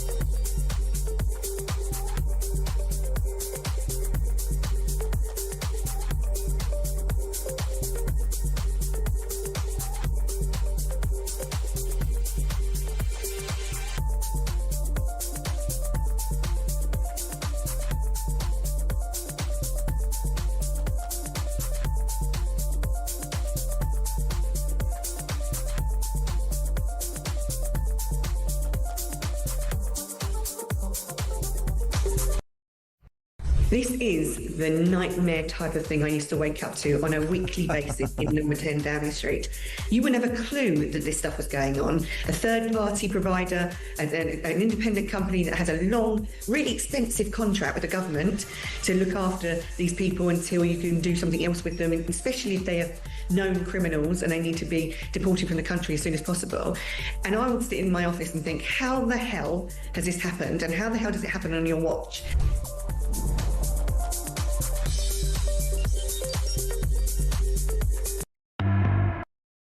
Across the UK, on DAB+, on your smart speaker, on your smart TV, and on your side. This is Talk. It is Talk, and of course we are at the moment looking across three senior judges deciding whether to overturn an injunction preventing that hotel in Epping from housing asylum seekers. The judge you see on your screen is Lord Justice Bean. We are hearing rumbles that the Home Office have won this case, but I don't take that as read because I can't confirm it just at this moment. But that is what we are hearing, judges giving a ruling on that case. Let's have a little listen to what Lord Justice Bean is saying. The expectation of a right to be heard. Moreover, the judge appeared to apply a test of necessity to the question of joinder, which placed the bar for joinder too high. While the judge was entitled to be concerned that the Home Office had applied very late for the Home Secretary to be made a party to the litigation, that did not, in our view, justify excluding her from the proceedings. We turn now to the substantive issue of whether an interim injunction should have been granted. And I don't want to spoil the money shot there, but we will bring it to you. But when judges start speaking, it isn't always the most mesmeric of experiences. So I think you'd rather I give you the headlines as they happen. But that is Lord Justice Bean, who is speaking on behalf of three judges that were sitting in on this ruling. It's going to be interesting if the rumblings that the Home Office might have won this are true. then that sets things back somewhat for many, but for others it will merely accelerate the desire to continue highlighting what the heck is going on. Kevin in Lincolnshire says, I proudly fly my Union flag and my St George's flag as flags of my country. However, I do get offended when I see people flying the Palestinian flag in UK buildings or fly it walking down our British streets and cities. If they want to do something about Palestine, lobby Hamas or the Jewish government, the Israeli government that should be, says Kevin. Yeah, I hear that. I do find that rather strange when we have when we had the protests in this country that were happening every single weekend. It was absolutely bonkers. Absolutely bonkers. And we are about to get, I think, the substantive response from the Court of Appeal, the court handing down their judgment on the asylum hotel case. That appears to be imminent in just a few seconds. We hear now the government has won its case in the Court of Appeal, meaning they can appeal the closure of the Bell Hotel in Epping to house asylum seekers despite fierce local opposition and planning rules. So we'll get some clarity on that, but I think the wording is really interesting. The government has won the case, meaning the government can appeal the closure of the Bell Hotel. So that doesn't instantly mean that the Bell Hotel is going to suddenly by 6 o'clock this evening be full of migrants that were there before. That isn't the case. They've won the appeal, meaning they can. They've won the case, meaning they can appeal against the closure of the hotel. So this has some road still to travel on, legally speaking. The implications of that on the way. Matt's in Cheshire, connected to this point. Matt, good afternoon to you. Very good afternoon to you, Ian. It was just about the comments made yesterday about trumping British citizens. Yes. The clue of what the Home Office is meant to be is in the name. Home. Yeah. Home affairs, British affairs, affairs that affect British citizens. Labour are using it as a foreign aid charity and like an extension of the Foreign Office. I'm staggered that people are surprised by how traitorous and vile people like Yvette Cooper and Keir Starmer are. In the North, we have put up with their treachery for decades, and now once untouched by Labour parts of Britain are seeing it firsthand. We need to connect northern and southern British communities, or real British communities, to make sure that this Labour Party is never in power again. And I've written down some synonyms of the word treachery, if you would allow me to read those. Go for it, as well. Matt. Yeah. Betrayal, disloyalty, faithlessness, infidelity, bad faith, breach of trust, duplicity, deceit, deception, falseness. All those are perfect descriptions of this government and the cabinet itself. Yeah. So I think if this turns out to be true, I hope there's an inferno of an eruption sort of in that area, and if they put them back in. But I think they're so gutless and slimy that they won't have the bottle to even do it. I had a few people, Matt, contact me who said that when the Home Office lawyer talked about the rights of migrants versus the rights of local people, that he didn't quite say that. He said that they're two different things and therefore you can't compare them. Now, either way, you want to hear a Home Office lawyer acknowledge the rights of citizens, and that should be foremost in any decision when you're talking about putting 200 young men in the same postcode, often from third world countries, have no linguistic connection to this country. Culturally, there could be challenges in that respect. Notwithstanding, I understand most people are not horrible criminals or rapists, but nonetheless, every citizen has the right to raise the question as to why that would be on their own doorstep. The fact that wasn't mentioned, even if he did say they're not equivalencies, it does somewhat write off the rights and the voices of local people. I understand, Ian, it was only in reference to this case and the hotel, the wording. Yeah. But this should not even be here. This is what we don't care about, what or where or everybody's past that now. It's bonkers, isn't it? We're here having a national row about a flipping hotel in Epping that nobody had heard of half an hour ago. Hasn't functioned as a hotel for a long time anyway before all of this. And I mean, how have we ended up here? We shouldn't be forced into this debate or conversation. We shouldn't be having it. That's where all those synonyms come in. They want us to have this continual circular conversation where we're all lost and we don't know what to do. And in the meantime, while we're talking about that, there are other men coming into the country as well. And that hides the fact that they're about to probably fill another hotel up somewhere or either put them on your street. And all those words just say this government is absolutely rotten to the core. Yeah. They don't give a damn about British people. And do you know what? Even though if all of them here, if Starmer and Rayner and co were all standing in front of me now, they would go, no, I'm very patriotic, blah, blah. They would dispute everything you've just said. But if nothing else, they are doing a very good job of acting like people who don't give a toss, right? So whatever they're hiding underneath, this sort of underlying patriotism that apparently they have, waving flags, they're on our side.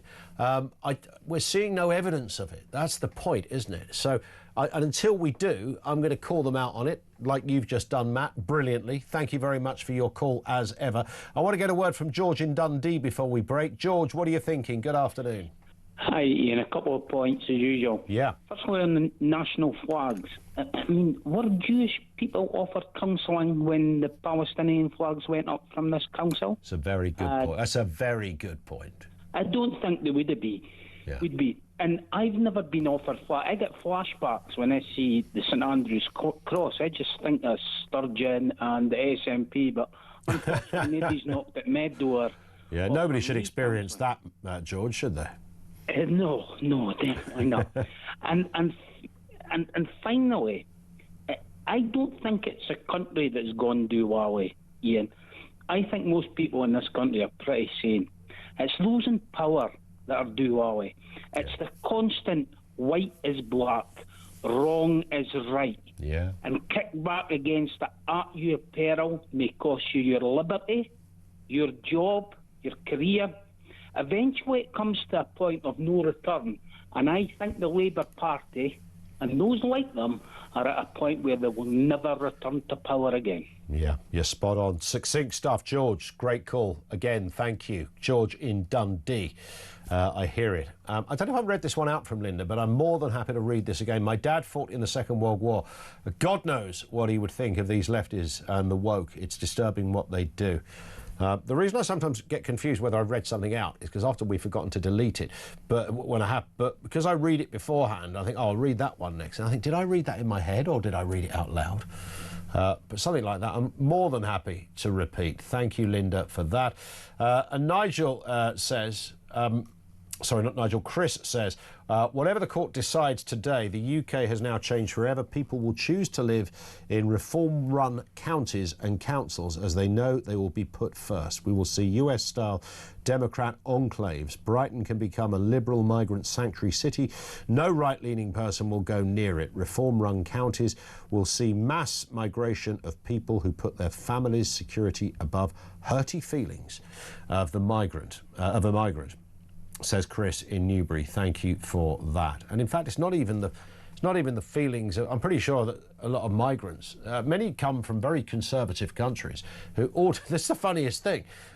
Ordinarily would probably agree with programmes like this on so many issues.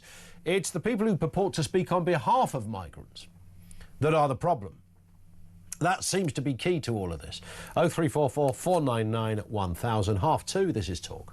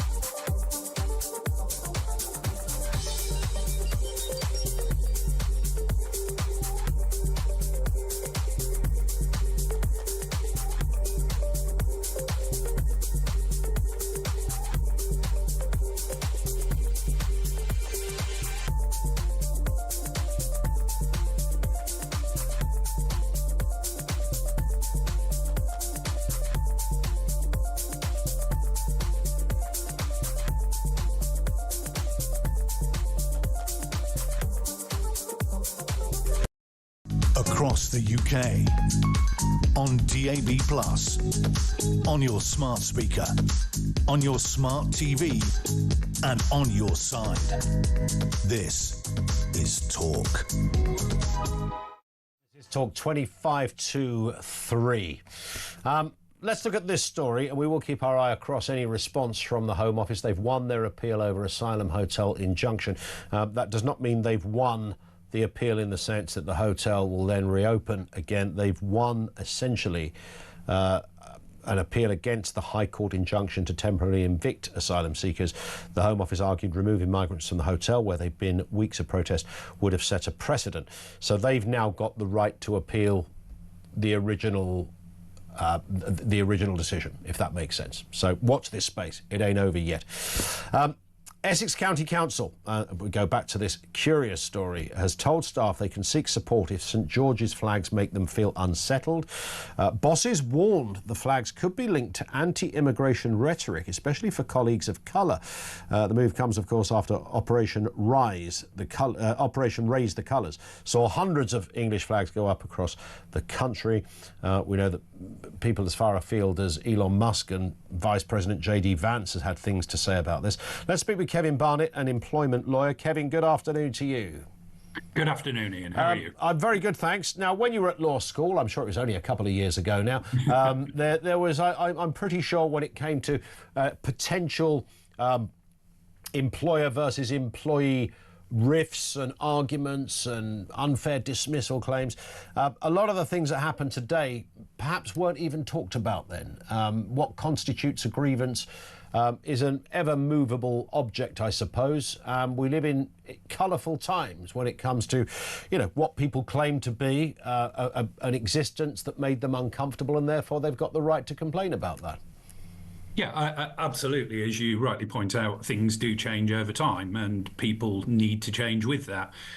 We've seen lots of developments, over the last 30 years or so, Ian, since I was at law school. And, a move towards, if you like, a greater degree of awareness of what may or may not cause offence to certain groups within the country. Yeah. But that is partly because those groups have increased, exponentially in terms of numbers. Sure. And people are much more willing now, to speak out about things they found offensive. I was a child of the 70s, much as yourself, Ian. And I remember lots of stuff that was on the TV at that time that, quite clearly you wouldn't get away with these days. No, and rightly so.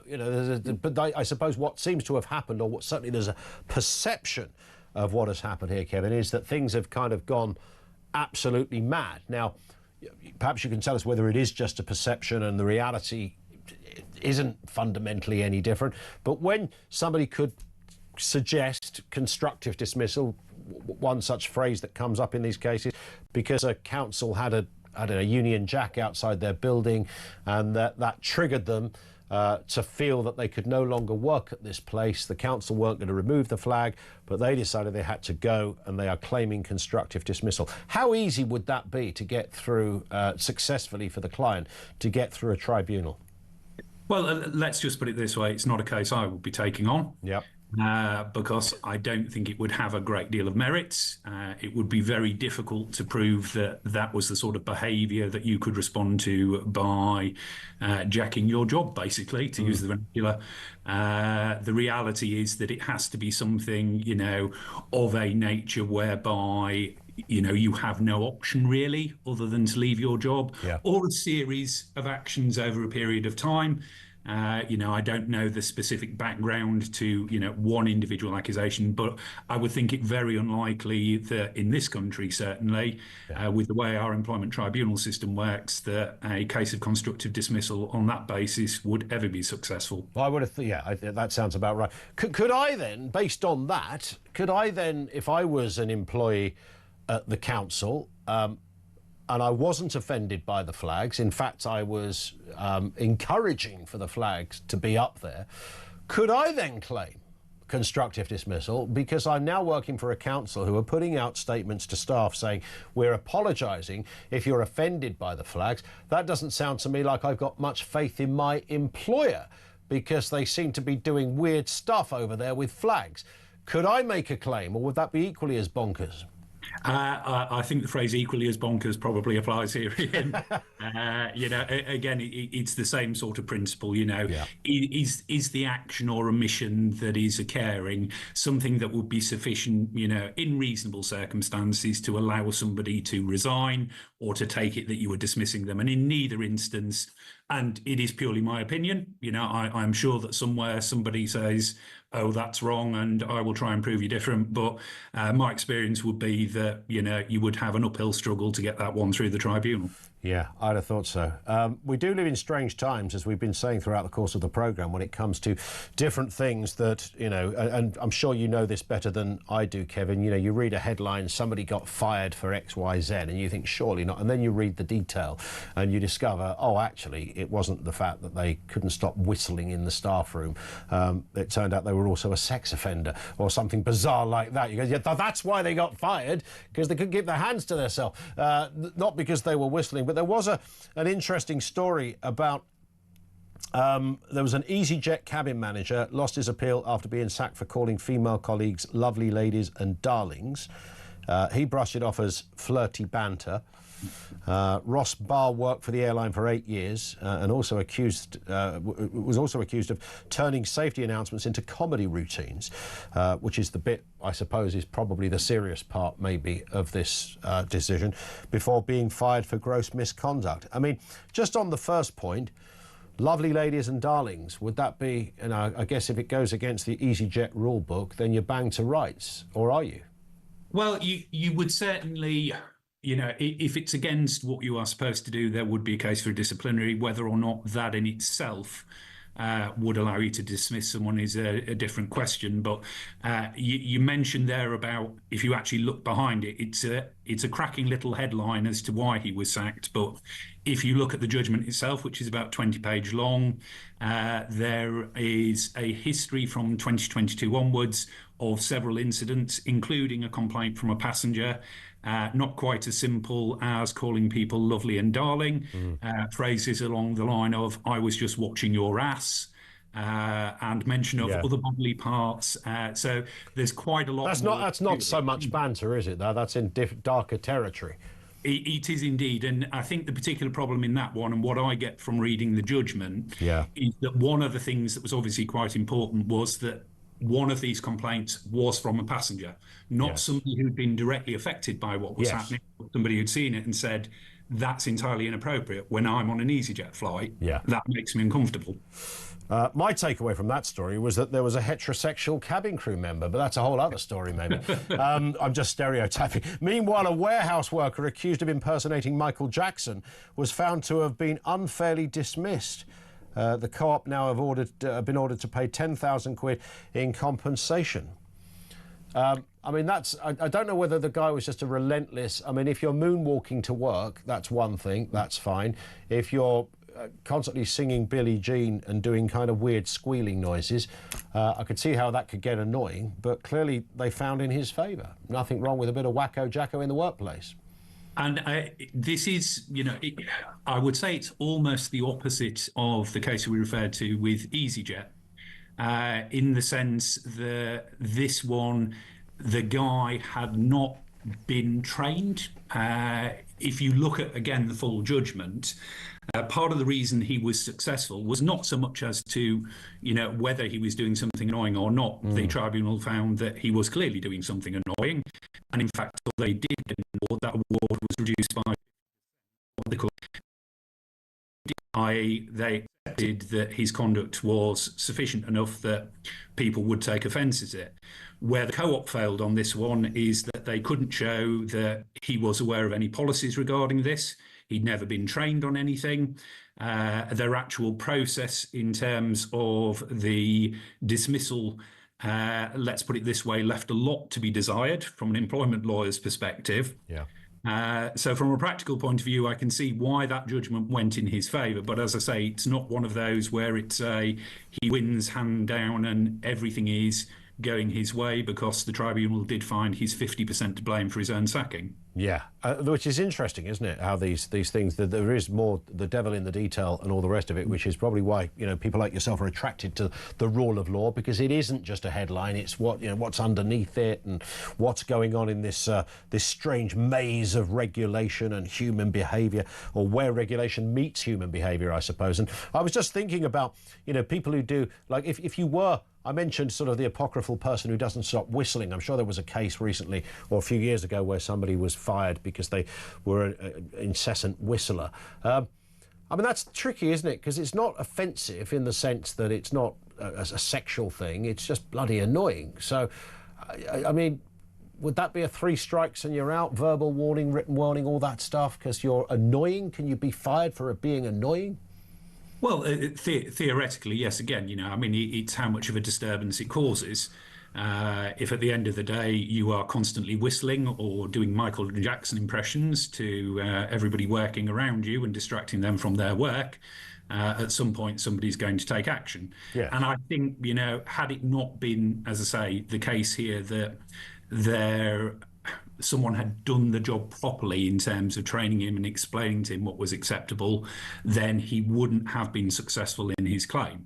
But certainly on the facts as it is, it was probably no more than a written warning to explain that this isn't acceptable, please stop it, it's annoying people and potentially offending people. Yeah. 100%. Kevin, you've been great. Lovely to speak on these because there are some, you can often have fun with quite serious things, and I think we did there. Kevin, thank you. Kevin Barnett, employment lawyer on that weird world of people. I mean, the whistling thing. You see, I always think when you get bad service somewhere and it's so bad, you leave the place, a restaurant or whatever, and you think, I'm definitely going to write to the head office. And by the time you've got home, you've lost the will to write to the head office. I know some people are really good at, following it up. But actually, my thinking is I don't want to lose somebody their job. Because even though they've been horrendous or possibly even a bit rude, I don't want to lose them their livelihood. I don't know their circumstances. I don't know, they've got a kid at home. Are they struggling? Were they having a bad day? Has their nan just died? Did the dog get run over? Who knows? And I do keep that in my mind because I don't want to be in that sort of, you squeal on someone because of one incident. Might have been one incident for me. But simultaneously, I mean, where do you draw the line on that? If you work with a colleague who doesn't stop whistling, it's a bit like, when you realise you're in the wrong relationship because your partner does something that is just so... I never forget the guy that called us once, and he dated this girl, and they went out for a couple of months, and after week 1, I never forget the phrase. Every time he said something, she'd go, ain't that the truth? And then he'd say something, watch the news, and I'd talk about, Tony Blair, he doesn't know what he's talking about. And this girl would go, ain't that the truth? And every time anything happened, any discussion, anywhere, pubs at home, she wheeled out the same line, ain't that the truth? And then one day he told her the truth, and that's that he was mightily fed up with her. Didn't give her that reason, I don't think. So my point is, it sounds quite innocuous. All she said was, ain't that the truth? Imagine that 8 times a day. Do you nutting, wouldn't it? So in the workplace, if somebody does that, I mean, we work with Finn, for example. Finn's one of our producers here. I think if you can put up with him, frankly, and this guy is a multi-layered dodgepot, I'm telling you now, corn-fed Finn. There's a whole book in that, and there's probably a Netflix show as well waiting to happen. I can't let, he's staring me out now, or thinks he is. Get a smack in a minute. Oh, that's illegal, isn't it? 0344 499 1000. Thoughts on that? Thoughts on the big stories of the day? And of course that Home Office Court of Appeal overturning the Asylum Hotel injunction story. More on that as well. This is Talk.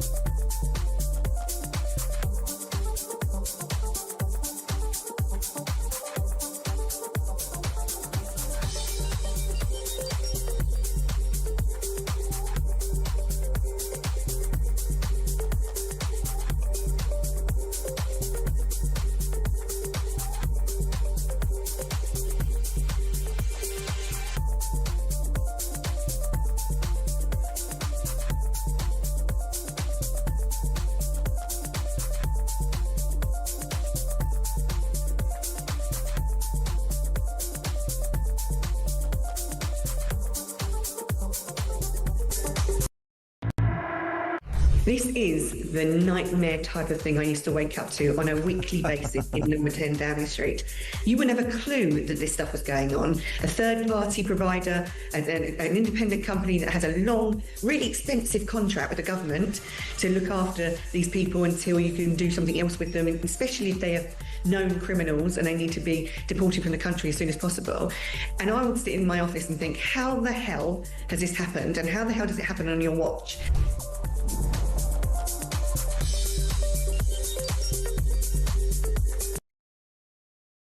Across the UK, on DAB+, on your smart speaker, on your smart TV, and on your side.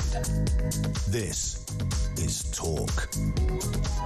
Just to completely clarify on that ruling, because it was these rulings when they come out of courtrooms are always a bit sketchy to start with. So just to give you the official line, the Court of Appeal has overturned a temporary injunction that would have blocked 138 asylum seekers from being housed at the Bell Hotel, which means that they can remain at the hotel. Now, there can be, I would assume, some kind of objection to that. I don't know legally whether they can pursue an objection or whether it just becomes a kind of a shouting match. We are going to cross over to Epping shortly, but Somani Hotels and the Home Office had challenged the High Court ruling, arguing the earlier decision was flawed.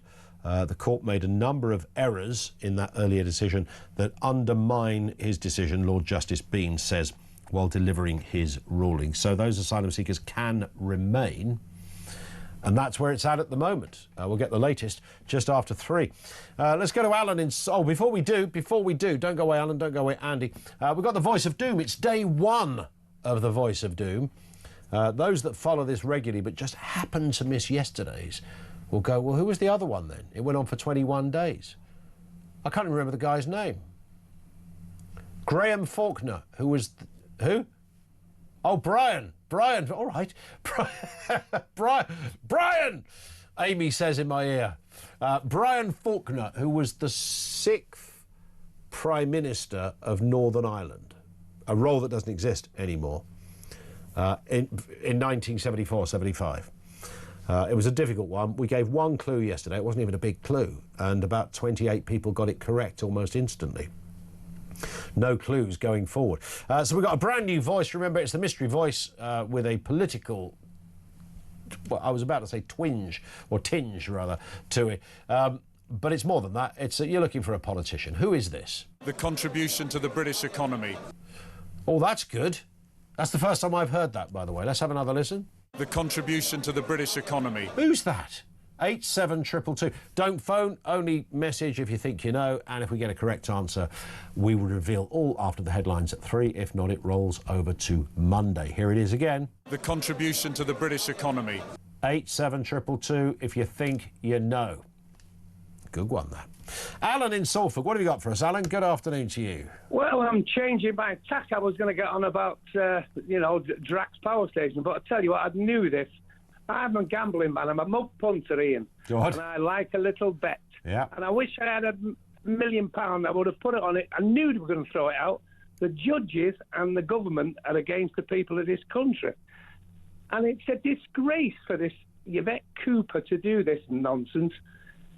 And then the judge made more of some sort of demonstrations at Epping and other places than the sexual assaults by these things that are coming over, these parasites. They're actually parasites, I'm sorry, but that's all they are. Yeah. What is going on with this country? We're getting weaker and weaker. I mean, I almost think, in this particular case, the plight of, however you want to describe migrants, whether people are supportive, angered, whatever, they're almost irrelevant to this decision, right? Because this shows the nonsense of our system, doesn't it? That we cannot, for some reason, function without allowing 50,000 people to come across a channel. We don't have a system in place to stop that. And when somebody tries to address it, another part of our system stops that as well. Well, these plonkers that voted and given the massive majority, it's going to take us 4 years to get this lot out. Yeah. But they are absolutely, since they've come in, I've been against the British people in every way.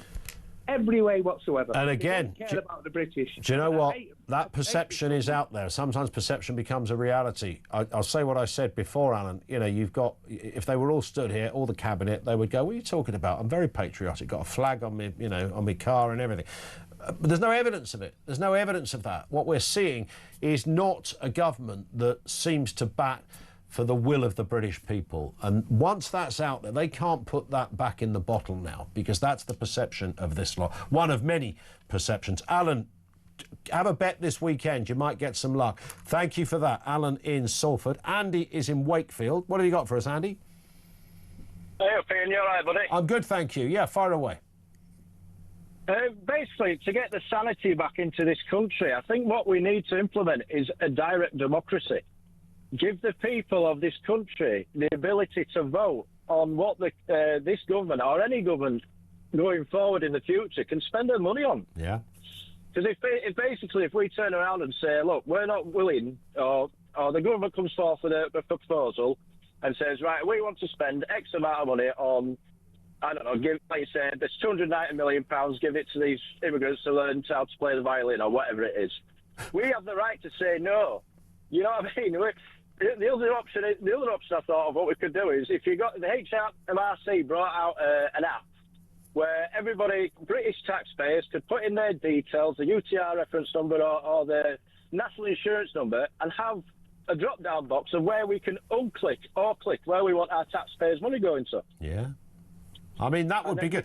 There are some countries, I'm trying to think who it is, where they do have referendums on key issues. I think it's like Switzerland, Lithuania, something like that. Somewhere like that.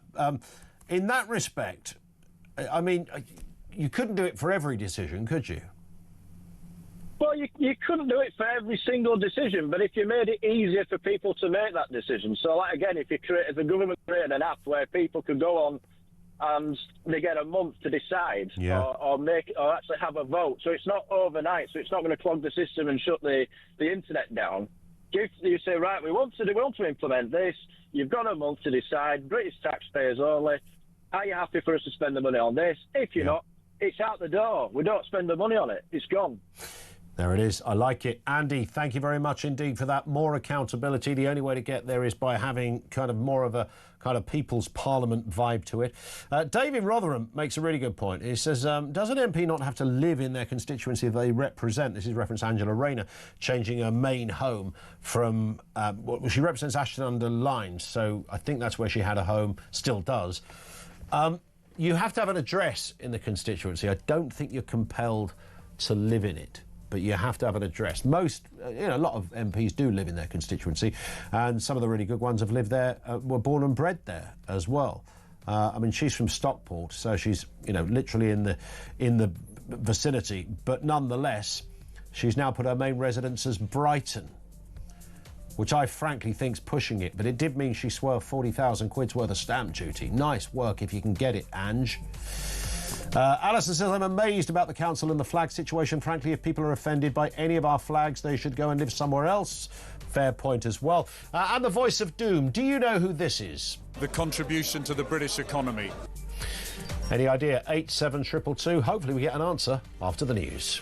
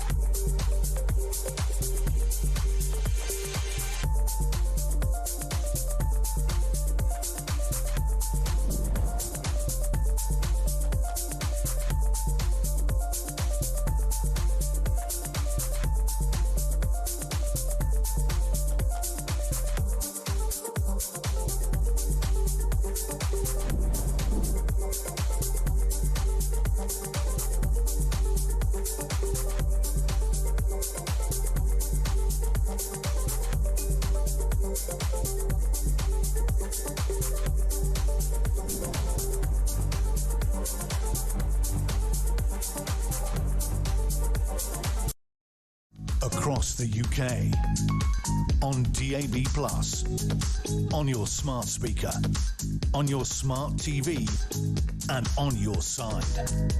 This is Talk.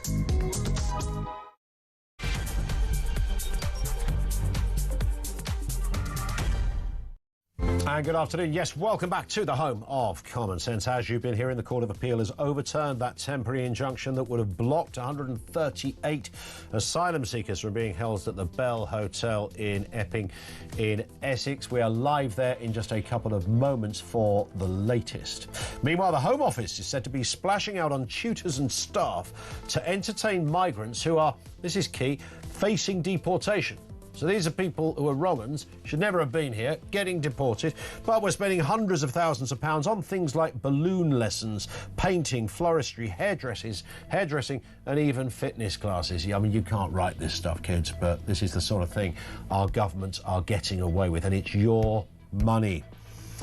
And in this week's Talk Crime, we'll speak to the great-grandson of an original Peaky blinder who's written a best-selling book and specialises in the working-class history of Birmingham and its notorious gangs. And has it changed from then to now? We'll get more on that a little later in the hour. 0344 499 1000. Before we go any further, let's do the voice of doom.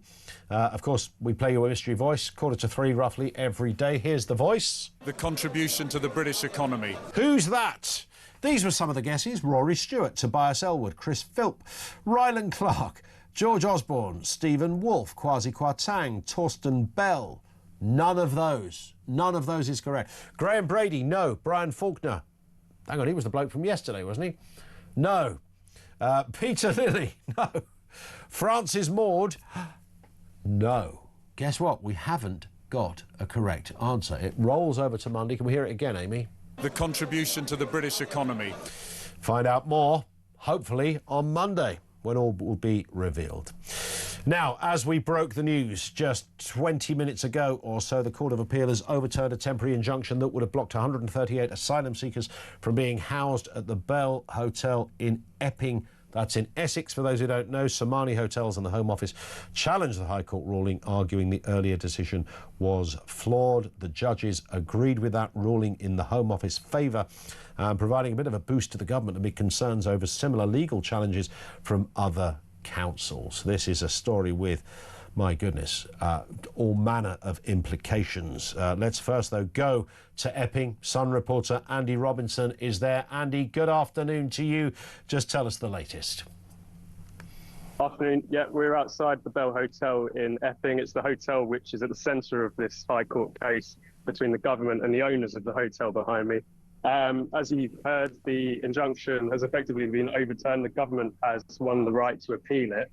It means that the migrants who are staying here would have had to have left by the September 12th. Now it's sort of indefinite. We're going to wait to see what happens in terms of the government's appeal.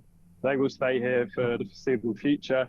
And that's caused quite a bit of uproar here in Epping. We spoke to people earlier who effectively told us they are scared for their children's safety in the area, and they are worried about what the next steps are and what's going to happen.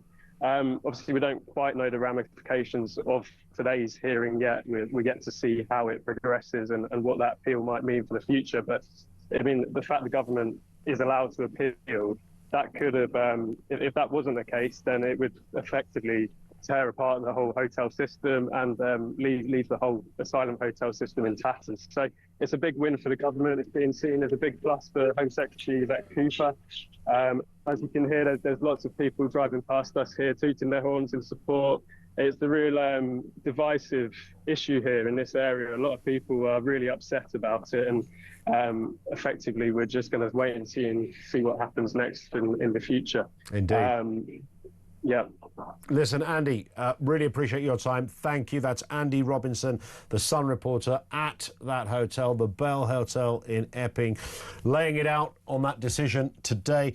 What are the implications? I think what's going to be interesting is how locals will respond to this. There's bound to be some disquiet in the area. In fact, we can speak to the Reform candidate for Epping. Orla Minihane is with us. Orla, good afternoon to you. Your reaction to this? Are you surprised, Ian? Because I'm not. I'm not the slightest bit surprised. I was more surprised last week when it went in our favour, to be honest. I feel deflated. I feel angry. I've had a woman on the phone to me who's just called me crying because her little girl's moving from primary school to secondary school. She doesn't want to send her back. Last night, there was a lot of very angry people at a demonstration whereby people were saying to the police, there's 500 of you here in meat wagons and riot gear. Where are you when these children are coming out of school? Where are you when these migrants are hanging around the streets, drinking, harassing girls? Where, you know, and it's so much more than this now. It's so much more than this one hotel. This is an absolute disregard for the people of this country, for the UK residents, the taxpayers, the everyday people who just want to live their lives, who want to have children, who want them to be safe. The Home Office don't care about us.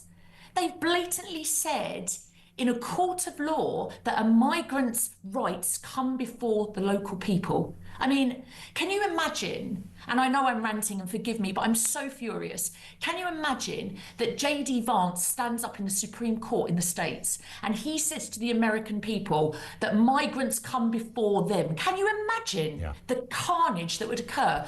But because we're British, we've got to suck it up and listen and accept it. I just can't see this is going to end well, Ian.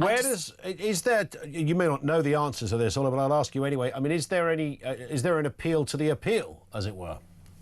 So, as far as we're aware, and it's difficult because obviously, you know, when you're listening to these judges, a lot of the time they talk in circles and in legal jargon. So for everyday people, it's hard to follow. Yeah. One presumes that what will happen is in October, there will be a court case where they will re-look at all the facts around this hotel and then make a decision from there. But I think it's important, and not just because I'm a reform candidate, although that makes me even more angry about this situation, but the fact is it was obvious from that case and from the judge's feedback that Epping Forest Council failed multiple times to deal with this situation, multiple times, and the judge was very critical of them. So to be fair, they've set us up for failure. And that makes everybody absolutely furious because they have stood in front of us and they have told us over and over again that they are doing their utmost to make sure that the people of Epping Forest get what they want. Yet they knew that they had a year that they did nothing. Yeah. That is infuriating. And getting angry, I mean, even if every single person staying in a migrant hotel was a law-abiding, decent person, nobody disputes, of course, that probably most are. But the fact is, if you suddenly introduce 200 people into your postcode, I think you've got the right I mean, if they built a brick wall in your postcode, you'd have the right to argue against it. If they stick 200 people inside something, I think you're allowed to be a bit miffed by that, aren't you? Do you know what? If you take away the sexual violence and harassment and all those dreadful things, put that to one side, and you look at the unfairness of this situation, there are people up and down this country, the majority of people, who are working very, very hard, some of them working 6-7 days a week to put food on the table, to pay the ever-increasing bills, to pay the taxes, and to put food on the table for their children. And they see criminals, because they are criminals, because they have broken the law by coming into this country, being put in luxury hotels, some with spas, being given 3 meals a day and having all their amenities paid for. So people are furious. So regardless of whether or not they were all angels sitting in these hotels. It doesn't matter. No, you're absolutely right. 100%. And that is the kind of, I think, the bigger root of anger around this in terms of, you know, this being just one story of hundreds around the country, the cost of £7 million a day. And that doesn't include all the other issues and resources like the NHS, etc. Do you know what? I read an article that the BBC put online the other day, and they had the story of a guy called John, a migrant called John. Obviously, his name's not John. And it said that he was terrified to leave his hotel because of the protests. John has been in that hotel in Surrey for 3 years. Wow. 3 years. One man who has not had his asylum processed. Yeah. He is fleeing Tanzania, which People will disagree and have disagreed, but it is one of the safest countries in Africa. There is no war in Tanzania. Why is John being paid for in a Surrey hotel for 3 years? The majority of people in this country cannot afford to have one night away for some special occasion in a hotel in Surrey. Yet these men are living the high life, and then the BBC are saying, "Poor John, he can't leave his hotel because he's scared." Well, do you know what? The country is scared, and they're scared most about the fact that the Home Office and our government seem to hate us. They seem to have absolutely no interest in the best interests of the people of this country, and it is not going to end well. Listen, Ola, I hear I can hear not just the incredulity, but the obvious anger as well in your response. Thank you for your time. We will speak again. Ola Minahane, who's a Reform candidate for Epping. We might get to answer to some of those questions. We'll speak to a lawyer in just a moment. Let me give you Nigel Farage's response. He's written on X. He says the government have used the ECHR against the people of Epping. Illegal migrants have more rights than the British people under Starmer, says Nigel Farage. Let's get a word on all of this. Dr. S. Chelvan is an immigration lawyer. Chelvan, good afternoon to you. Long time no speak. Nice to have you with us. I mean, I'm sure you're always bemused as a lawyer when you hear different views around this. What do you make of Nigel Farage's comments when he says illegal migrants have more rights than the British people, something that was kind of said yesterday in court? Well, yes, but what the judge, Lord Justice Bean, made a reference to that written argument of the Home Office saying that they were thinking of relying on Article 3 of the European Convention of Human Rights and the issue of destitution, because there's some earlier cases in our House of Lords and Supreme Court on destitution, and they did not pursue that in oral argument, and the Court of Appeal accepted that that was the right thing to do. So for the comment, clearly I don't make any comments regarding any politician, but to say that they use the ECHR is only half accurate, because of course that wasn't relied on in the final case yesterday. So that's very important. This case is a victory for the Home Office, but more importantly, it's a victory for asylum seekers who come to the UK who are processed. We're not talking about boat crossings which are found inadmissible and going part of the UK-French treaty, but actually within the process are deemed to be able to go through the process and will not be destitute. And you had that conversation with your employment lawyer about half an hour ago about the rule of law, and that was very, very important. The Court of Appeal made it quite clear that the council, and I do slightly agree with your last interviewer, the council actually acted procedurally unfair. In 2023, the Somani Hotels, which has a contract with the corporate management Home Office contractor, did put an application for change of status, and they only withdrew it in April 2024 because they had no answers, so they withdrew it. But they made another application in May 2025 to have change of status. The council did not even decide that application. Instead, after the 3 arrests in July 2025, they went straight to the court with 1,600 pages of documents and skeletal arguments for the injunction application in August. And the Court of Appeal made it very clear that that was the incorrect way to act in litigation, and that the judge below, Mr. Justice Eyre, who will rehear the matters in relation to the substantive claim over 2 days in mid-October, was wrong to say that Somani Hotels deliberately did nothing to look at change of status. Right. So, and what's very important is no domino effect. Demonstrations will be dealt with by the police, the Home Secretary and local councils to make sure that they're not unlawful. The Court of Appeal were very clear. You will not get to move asylum seekers from hostels via demonstrations.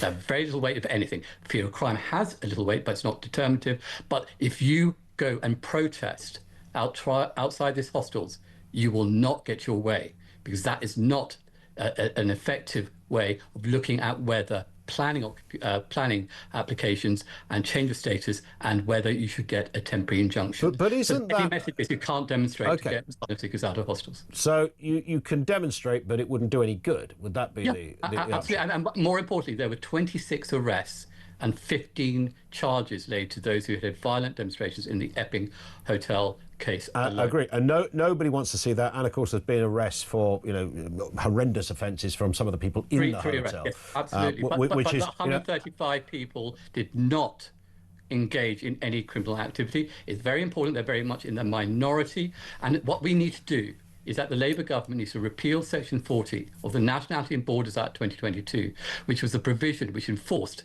the illegality of those who come to the UK undocumented and claiming asylum. For 70 years, between the signing and ratification of the 1951 Refugee Convention, from 1952 to 2022, 28th of June, they were not illegal or criminal. So we have to get rid of that label. Why do we have to get... But the problem, as I see it here, Sheldon, is that... And look, you have skin in the game. You're a lawyer. You're an immigration lawyer.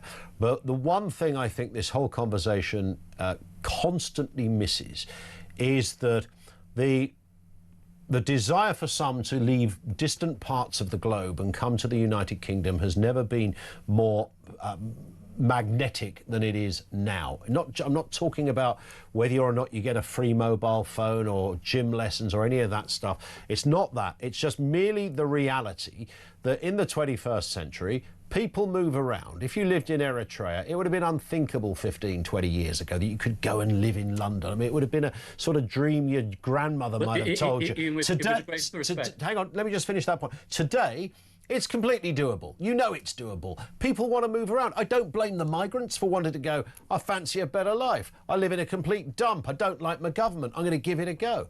We need to acknowledge that, don't we?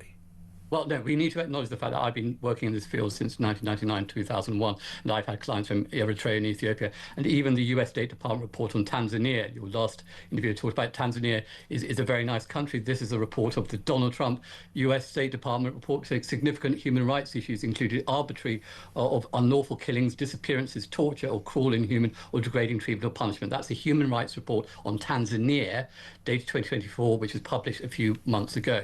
So it's very important that your listeners and viewers realise that what you may think is a nice country may not. But importantly, Ian, it's never been the magnetic pull. The number of people who come to claim asylum in the UK is minuscule compared to countries such as even France and Germany. It's not minuscule. It's not minuscule. If you look at thousands more. It's not minuscule. You know it's not minuscule, Charlie. No, you know it's not minuscule. 52,000 people so far this year on boats alone. That's not minuscule. No, but yes, but that's much compared to the 40, the hundreds of thousands in neighbouring countries, and especially in countries like Chad and in sub-Saharan Africa. The greatest number of displaced individuals who go for refugee and surrogate protection are in sub-Saharan Africa, not in the UK. So that's very, very important. This whole nonsense about getting iPads and iPhones and spa hotels. The reason why that individual was 3 years, John was 3 years in that hospital. It's nothing to do with him. It's to do with the system. That Robert Jenrick, the former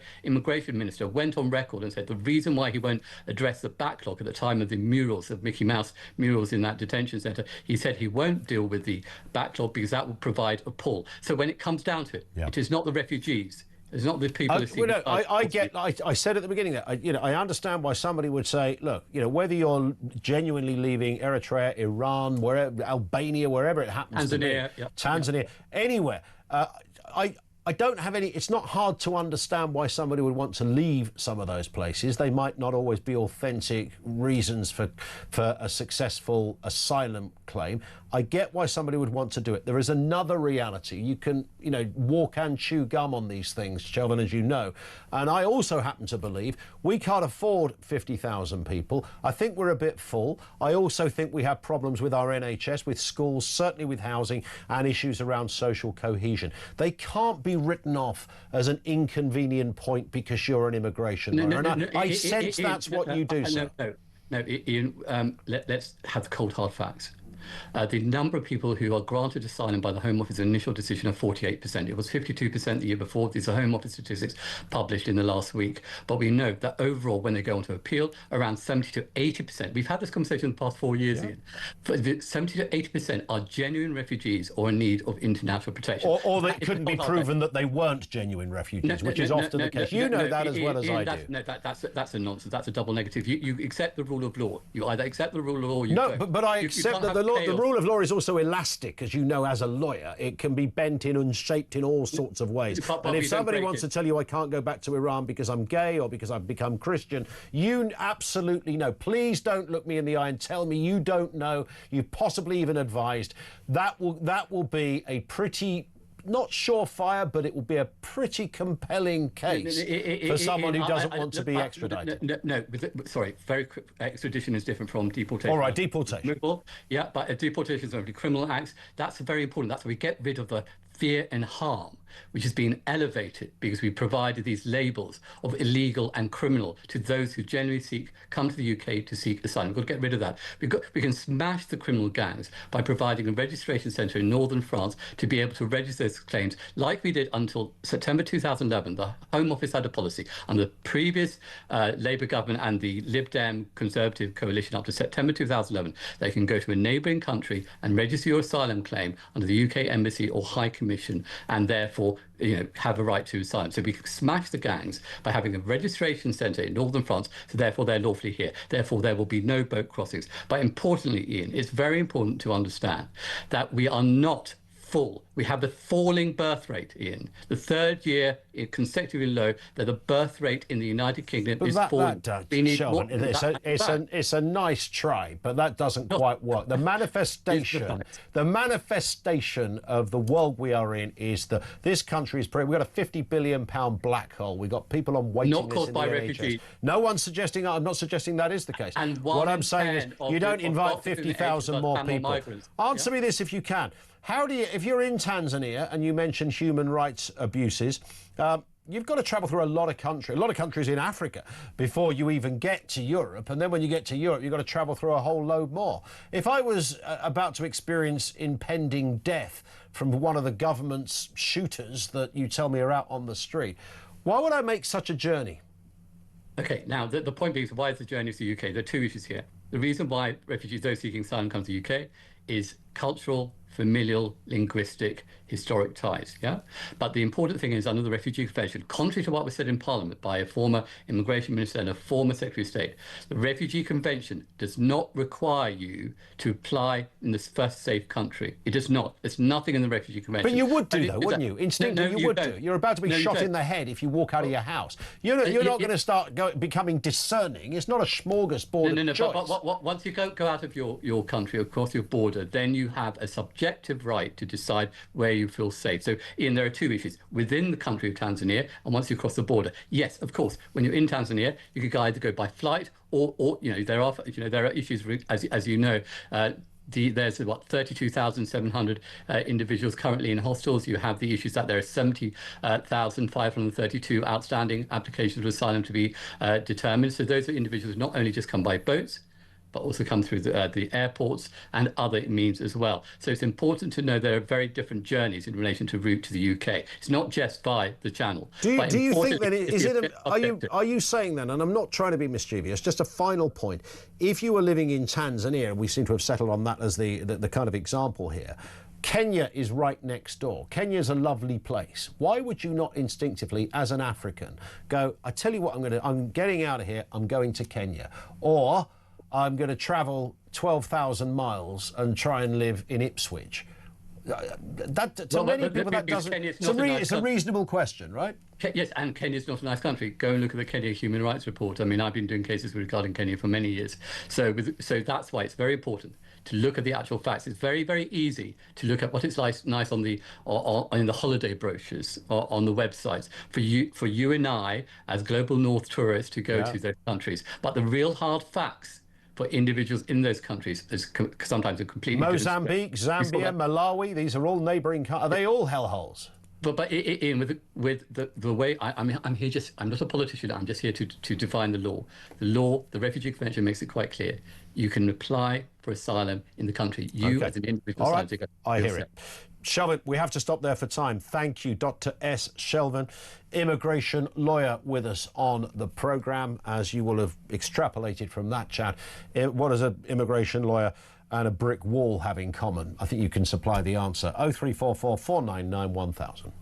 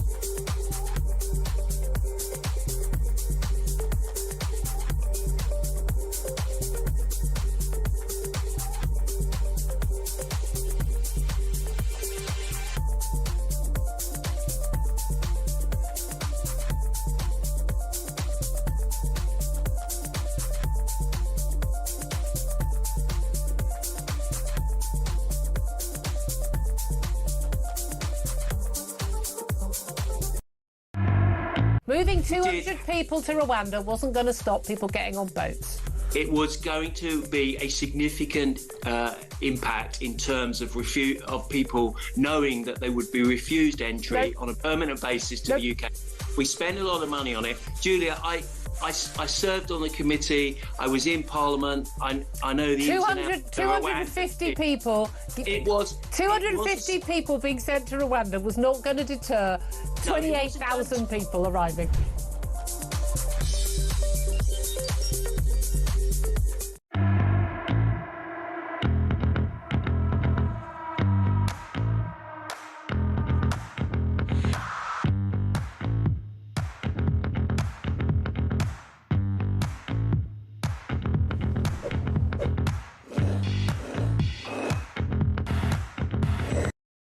Across the UK, on DAB+, on your smart speaker, on your smart TV, and on your side.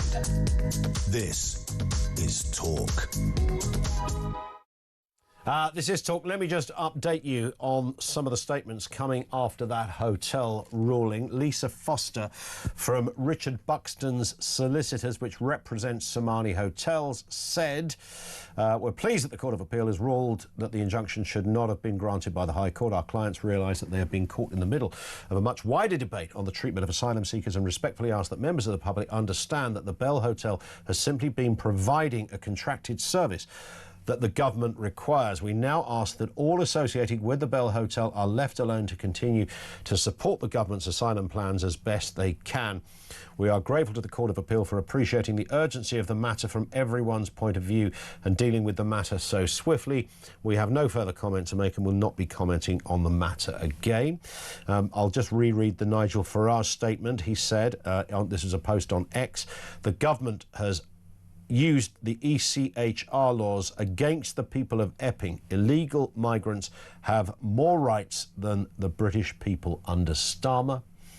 Kemi Badenoch released this statement. Local communities should not pay the price for Labour's total failure on illegal immigration. Keir Starmer has shown that he puts the rights of illegal immigrants above the rights of British people who just want to feel safe in their towns and communities. The ruling is a setback, but it's not the end. She says, I say to the Conservative councils seeking similar injunctions against asylum hotels, keep going. Every case has different circumstances, and I know good Conservative councils will keep fighting. I will be writing to all Tory councillors with further advice following the judgment. Labour have run out of options, so the only answer left is to dump the problem onto local communities.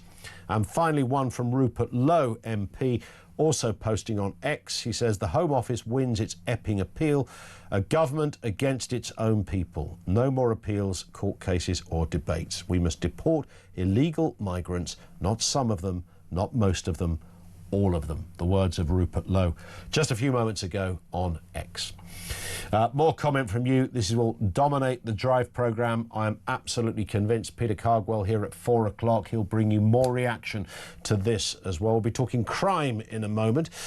Crime of a particular nature. We've got one expert on gang crime, working class gang crime. Goes back many years, the Peaky Blinders era. He was related to one of those guys as well. Details coming next. Keep it here. 3:30. This is Talk.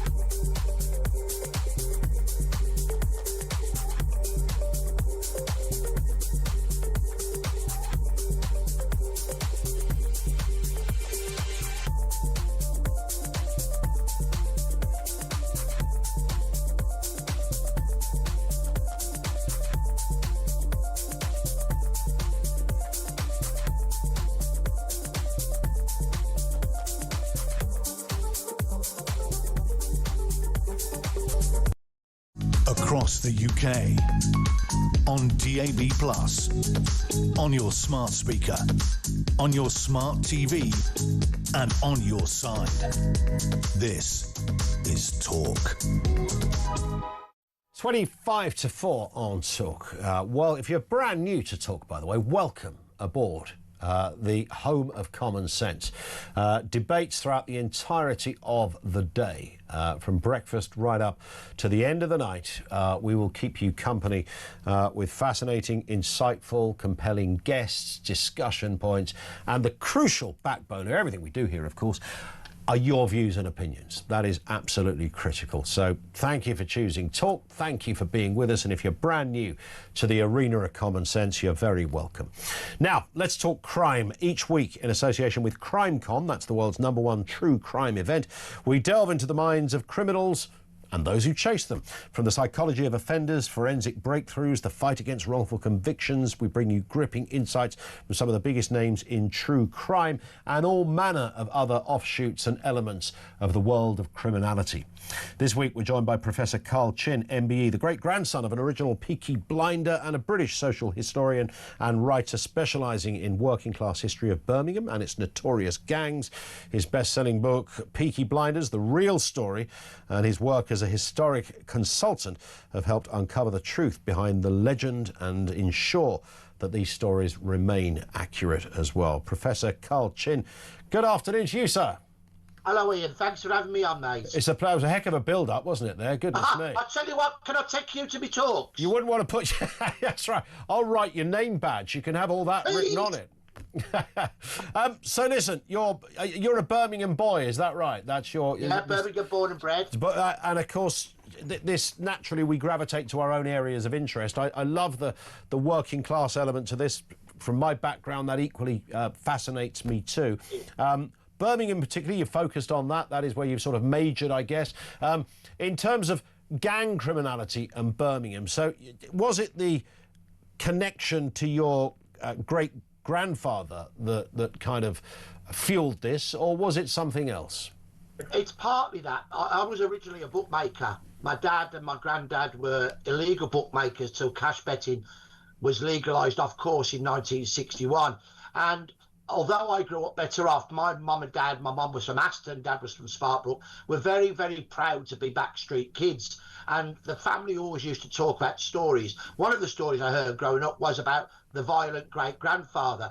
But what really happened was, through my bookmaking, the second book I wrote in 1991, that was published in 1991, was about illegal bookmaking. But what I wanted to do, Ian, was to understand racecourse bookmaking. Because as off-course bookies, we never went racing. And it was whilst I was interviewing some really old men, bookmakers and others, that they told me about England's first organised gang war between two gangs from different cities. The Birmingham gang, led by the real Billy Kimber, who's portrayed in the series as a Londoner, of men who blackmailed bookmakers on course and ran pickpocketing scams, went to war with the real Derby Sabini, who was again portrayed in the series, but as a mafia-style Don when he was actually from Clerkenwell in North London. Wow. And so I'd done that research. I'd also researched the Peaky Blinders for my doctoral thesis in '86. And I've always been looking at the reality compared to the dramas of history. Because obviously historical dramas have to have a dramatic effect, but too often people can believe that the drama is reality. And the reality was very different. The Peaky Blinders of Birmingham were not one gang in the 1920s, led by a charismatic anti-hero who was a kind of Robin Hood character. The real Peaky Blinders were like my great-grandfather, a violent, wife-abusing, petty thief who didn't know what it was like to do a day's work. And there were numerous gangs here, numerous gangs from the late 1860s onwards. And I'm fascinated by, when we talk about gang culture today, we look at what is happening with kids and knives and that kind of thing. Yes. Is it just a very basic question on that? Is this just the modern day manifestation of the same thing, or are we talking about different motivations? You know, we often hear of kids that join gangs today do so because they're the surrogate. The gang becomes the kind of surrogate parent almost. Yeah. And a lot of the original Peaky Blinders came from very, very difficult backgrounds, if that is the correct way, perhaps, to determine it. But you are right, Ian, there is a correlation. There's a big difference in that drugs has transformed everything. True. But I think if we're looking not at the major drug gangs, but at the postcode gangs of Birmingham and London and elsewhere, there is a deeper connection with the street gangs of Birmingham, the Peaky Blinders, the street gangs of Manchester and Salford, at the same time, the Sloggers, the street gangs of North London, East London and South London, the Hooligans, the street gangs of Glasgow. And what we're seeing is that, and I don't want to excuse this, but unless we understand it, Ian, how can we combat it? We've got disenfranchised, angry young men. And instead of giving them a purpose, we push them out. Yeah. Society pushes them out. And life was hard. It was physical. And in an era when working class, particularly poorer working class men, owned nothing, the only thing that they could say that they actually owned was their physicality, their fighting prowess, and the street that they belonged to. So that's how the street gangs emerged. Again, I must emphasise, I'm not seeking to excuse... No, I get it, because I find it genuinely fascinating in that, you know, where there's a, you know, it's basic physics, isn't it? If there's a vacuum, something desires to fill it. And, of course, you know, you're there with... You mentioned your great-grandfather and people like that who were, you know, abusers and, you know, on the face of it, not very nice people, but doubtless in his background, he probably grew up getting smacked around a bit himself. Right. You're spot on, because he was the grandson of petty thieves. My great-great-great-grandfather was sent to Australia for transportation, got away with that, was sent to Dartmoor instead. His wife was a petty thief. His father, that was his grandmother. Yeah. His father was violent. His older brother, John Derrick, led the Sparkbrook, what were called slogging gangs of Peaky Blinders, and he was a thief and spent a lot of time inside. He was also a violent man. On one occasion, he hit a bloke in a fight with a spade. When that didn't work, he picked up a meat cleaver and cleaved it into his head. The bloke lived, and he only got 3 years. Now, can I just pick up on the point you said about the vacuum? Because that is such an important point you've made. There was a vacuum. Now, that vacuum was filled in, and the Peaky Blinders of Birmingham, the Scotlanders of Manchester and Salford disappeared because something came to fill that vacuum. Now, there's stronger policing, more severe sentences, but at the same time, Ian, there are social changes. You've got well-meaning clergymen and women who are setting up the equivalent of youth clubs. They're starting little football clubs, boxing clubs. They're drawing lads away from the street and the gangs. What's wrong with our politicians today that don't understand you can't cut back on youth services? That should be an investment for long term to help our youngsters. Would that work today, do you think? And I'm not suggesting it wouldn't, but I do ponder this one myself, Carl, quite a bit. When, you know, if somebody is out there on the streets of, you mentioned Clerkenwell, wherever else in London or in Birmingham, in Glasgow, anywhere, and they are hell-bent on a life of criminality, partly because they don't have to go to work, they quite like the cool guys they hang around with, they've got nice trainers because they nick them or they nick them off someone or whatever. They've got all of that going on. But if somebody said, oh, there's a new hall open down the road where you can do a bit of ping-pong on a Thursday, would that have, it might have had a certain attraction maybe 100 years ago, would that today carry the same kind of weight? We live in different times. I think you're right. It may not have carried today the same way, but I live in a city now, Birmingham, that sadly is bankrupt, where our council is cutting back on youth services in some of the most deprived neighbourhoods in our country. To me, that is ludicrous. It's disgraceful. Now, I think your observation, or your analysis rather, is pertinent because the social changes are coming at the same time as law and order changes. And then there's a new entertainment change, Ian, in that what I would call the pictures, younger people call the cinema starting. So there's other things happening as well. And there's particularly as we go after the Second World War, when the gangs have gone by now, we've got better employment opportunities. So, yes, you're right. I think for some poor men, and there's a really important book by a man called Bert Battles Rossi, who was a major gang figure in organised crime in London after the Second World War who said we were poor and I didn't want to be poor.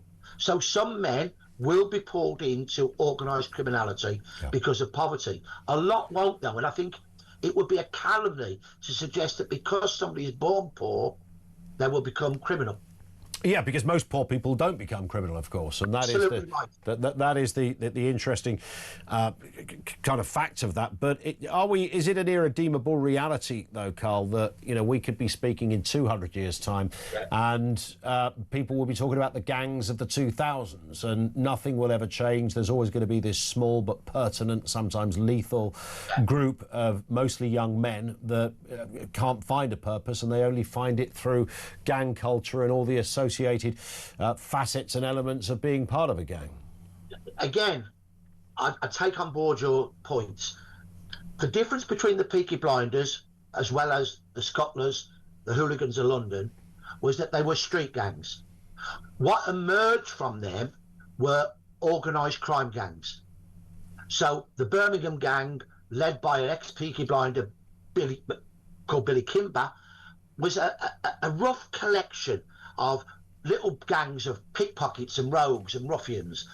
Then they went to war with the Sabinis, which was much better organised. The Sabini gang was the prototype for all later London organised crime gangs. So the street gangs were different to organised criminality. Organised criminality gives you an opportunity, albeit not one that we should take, to become not only a person of status, but to have money and prestige in your own communities and elsewhere. So I think organised crime from the 20s has changed things. I think that where it's similar is, as I said earlier on, the postcode gangs. If we can get those kids young before they get dragged in to the organised criminality and the drug gangs. But drugs has changed it there. Of course, indeed. Listen, Carl, we could speak for a lot longer. It's been brilliant to have you on with us, so really appreciate that. Professor Carl Chin, MBE, social historian and writer, particularly of that kind of Peaky Blinder era as well. Just incredibly compelling stuff, and nobody so far, you can talk about this with authors, historians, psychologists, politicians, lawyers. No one is ever can really offer that magic bullet that will say, this is the answer, this is how we stop it. And you kind of wonder, criminality is an element of human nature as a collective. The gene pool's always going to throw up some wrong-uns, right? Do we run with it? Do we challenge it? Can we solve it? Or will it always be seen as a futile effort no matter how hard we try? Great to have him on with us. Remember CrimeCon was in London a little while back. It was a great weekend in London. It's moving to Manchester, September 27th. That's only a month away, just shy of a month away, in fact. If you're fascinated by these kind of deep dives into crime and you want to hear more of this, check out our friends at CrimeCon, because they're offering Talk listeners an exclusive discount if you want to go to the Manchester show. If you use the code TALK at the checkout, you can get 10% off your tickets. And if you've enjoyed today's episode, don't forget you can download and listen to all the Talk Crime podcasts on your favourite podcast app. We'll be back with more comment from you. Peter Cardwell pops in as well. Coming up on 10 to 4, this is Talk.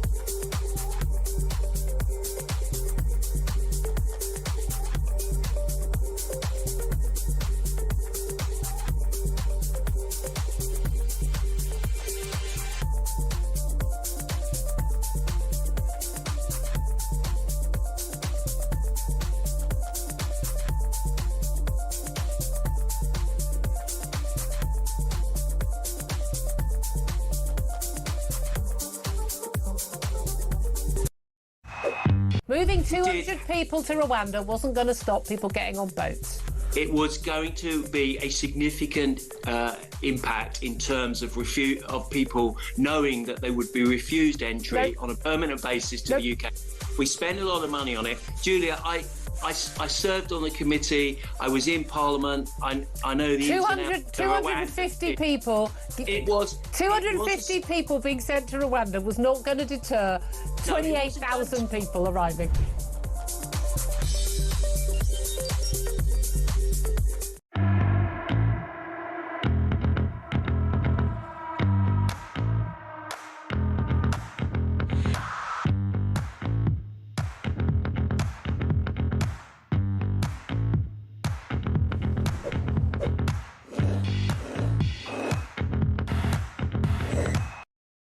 Across the UK, on DAB+, on your smart speaker, on your smart TV, and on your side.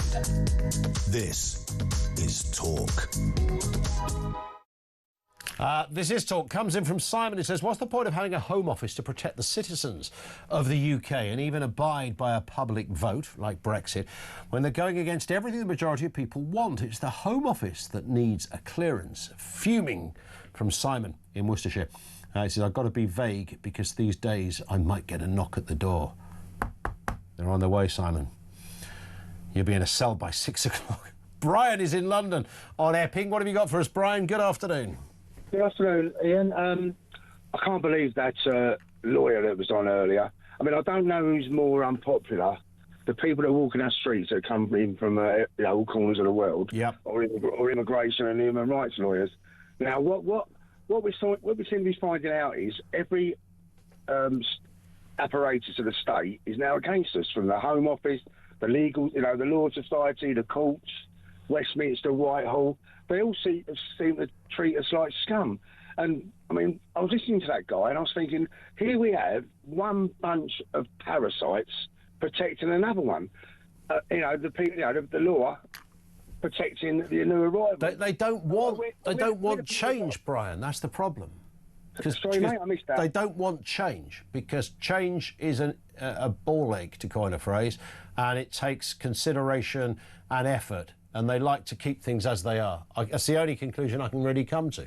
Well, I don't think they don't want change. I think they want massive subsidies from from taxpayers like myself, because that whole industry works on money from people like me, and then they treat us like scum. I don't think it's change. It's just the fact that, look at this. I mentioned it before. Before he was a Somali guy, it turns out it's an Eritrean guy. Bashed up my sister and her mates, okay? Now, he's got help coming at him from every corner, and my sister isn't. Now, and what I do find troubling is that these people actually think that guy that attacked my sister has more rights in his country than my poor little innocent sister walking home. Yeah, and I think outrageous. That's disgusting. Well, I'm thinking, what do we do? I mean, we're not public sector, so we can't sort of strike. But my point, I'm thinking to myself, why am I putting myself out to pay tax to get to these idiots? I think that's, I mean, we mentioned the balloon story at the beginning, in a deportation centre, a contract is worth, what was the figure? It was absolutely crazy. This is a deportation centre where, people who are in it because they're going to be deported, so they're known wrong-uns. Even if they only broke the law by coming here, many of them are criminals as well. And the deal that is out there at the moment, a contract to run it, is 420 million quid that is out there at the moment. It's up for grabs. That's the sort of money. That's just one deportation centre. Brian, I've got to move for no other reason than time, but thank you for that. And Gary says, to sum up the argument put forward by Dr. Chelvan, that was the lawyer we spoke to, every person in the world who doesn't like where they live can move to the UK in search of a better life, regardless of the impact it has on the lives of the people already here or ability to support them. So no limits. If 1 billion decided to come here tomorrow, they could, because it's their legal right. And you wonder why people say the law is an ass. Absolutely. Quick call for, we're going to talk to Peter Cardwell in a moment. Tony is in Kent. Tony, what do you make of this? Well, Ian, what can I say? It's an absolute joke. Yep. An absolute joke. It's a slap in the face to us, the normal people. All I can say is the only way it's no good demonstrating with violence or anything, because that doesn't achieve nothing. The only way to achieve something is if you hit them in the pocket. Everybody, and I mean everybody, not just a couple of hundred, right? Stop paying taxes, stop paying your council rent. You know, hit them in the pocket, right? Then they'll wake up and realise, as soon as they ain't getting no money in, they ain't going to be able to do nothing. Well, the funny thing is, this government are going to be voted out in 2029, so the fact that they can't, they can't write this off, can they, as a sort of a minor feeling in the country, like a little bit of a niggle that they can get over with and everyone will forget about it the next day. This is big. Yeah, it's massive. It's absolutely massive. And what they don't realise is what they've done by allowing the so-called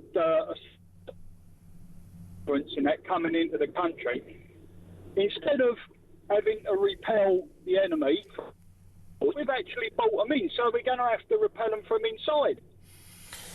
You can't make it up, can you? I can hear in your voice, Tony, as well. I mean, we'll keep using this phrase, the world's gone mad, we've lost our mind, it's upside down, it's nuts. But, I mean, other than, swearing, which would get us sort of cancelled, I guess, certainly on the radio, listen, I get it. Tony, thank you. You get the final word on this, which is why I've got to move on. That's because Peter Cardwell really gets the final word, of course, as it should be. Hey, Ian, how you doing? I'm very good. One story in town today. It is so straightforward. The government's made a decision. The government's made a really straightforward decision. They have said that the rights of migrants, the rights of asylum seekers, are more important than the rights of people in Epping and, by extension, people in the UK. That was the legal argument on human rights grounds that was put forward in the court. The judges, 3 of them, one of them comedically called Mr. Bean, has literally agreed with it wasn't them. lost on me, that. Yeah, Lord Justice Bean, Mr. Bean.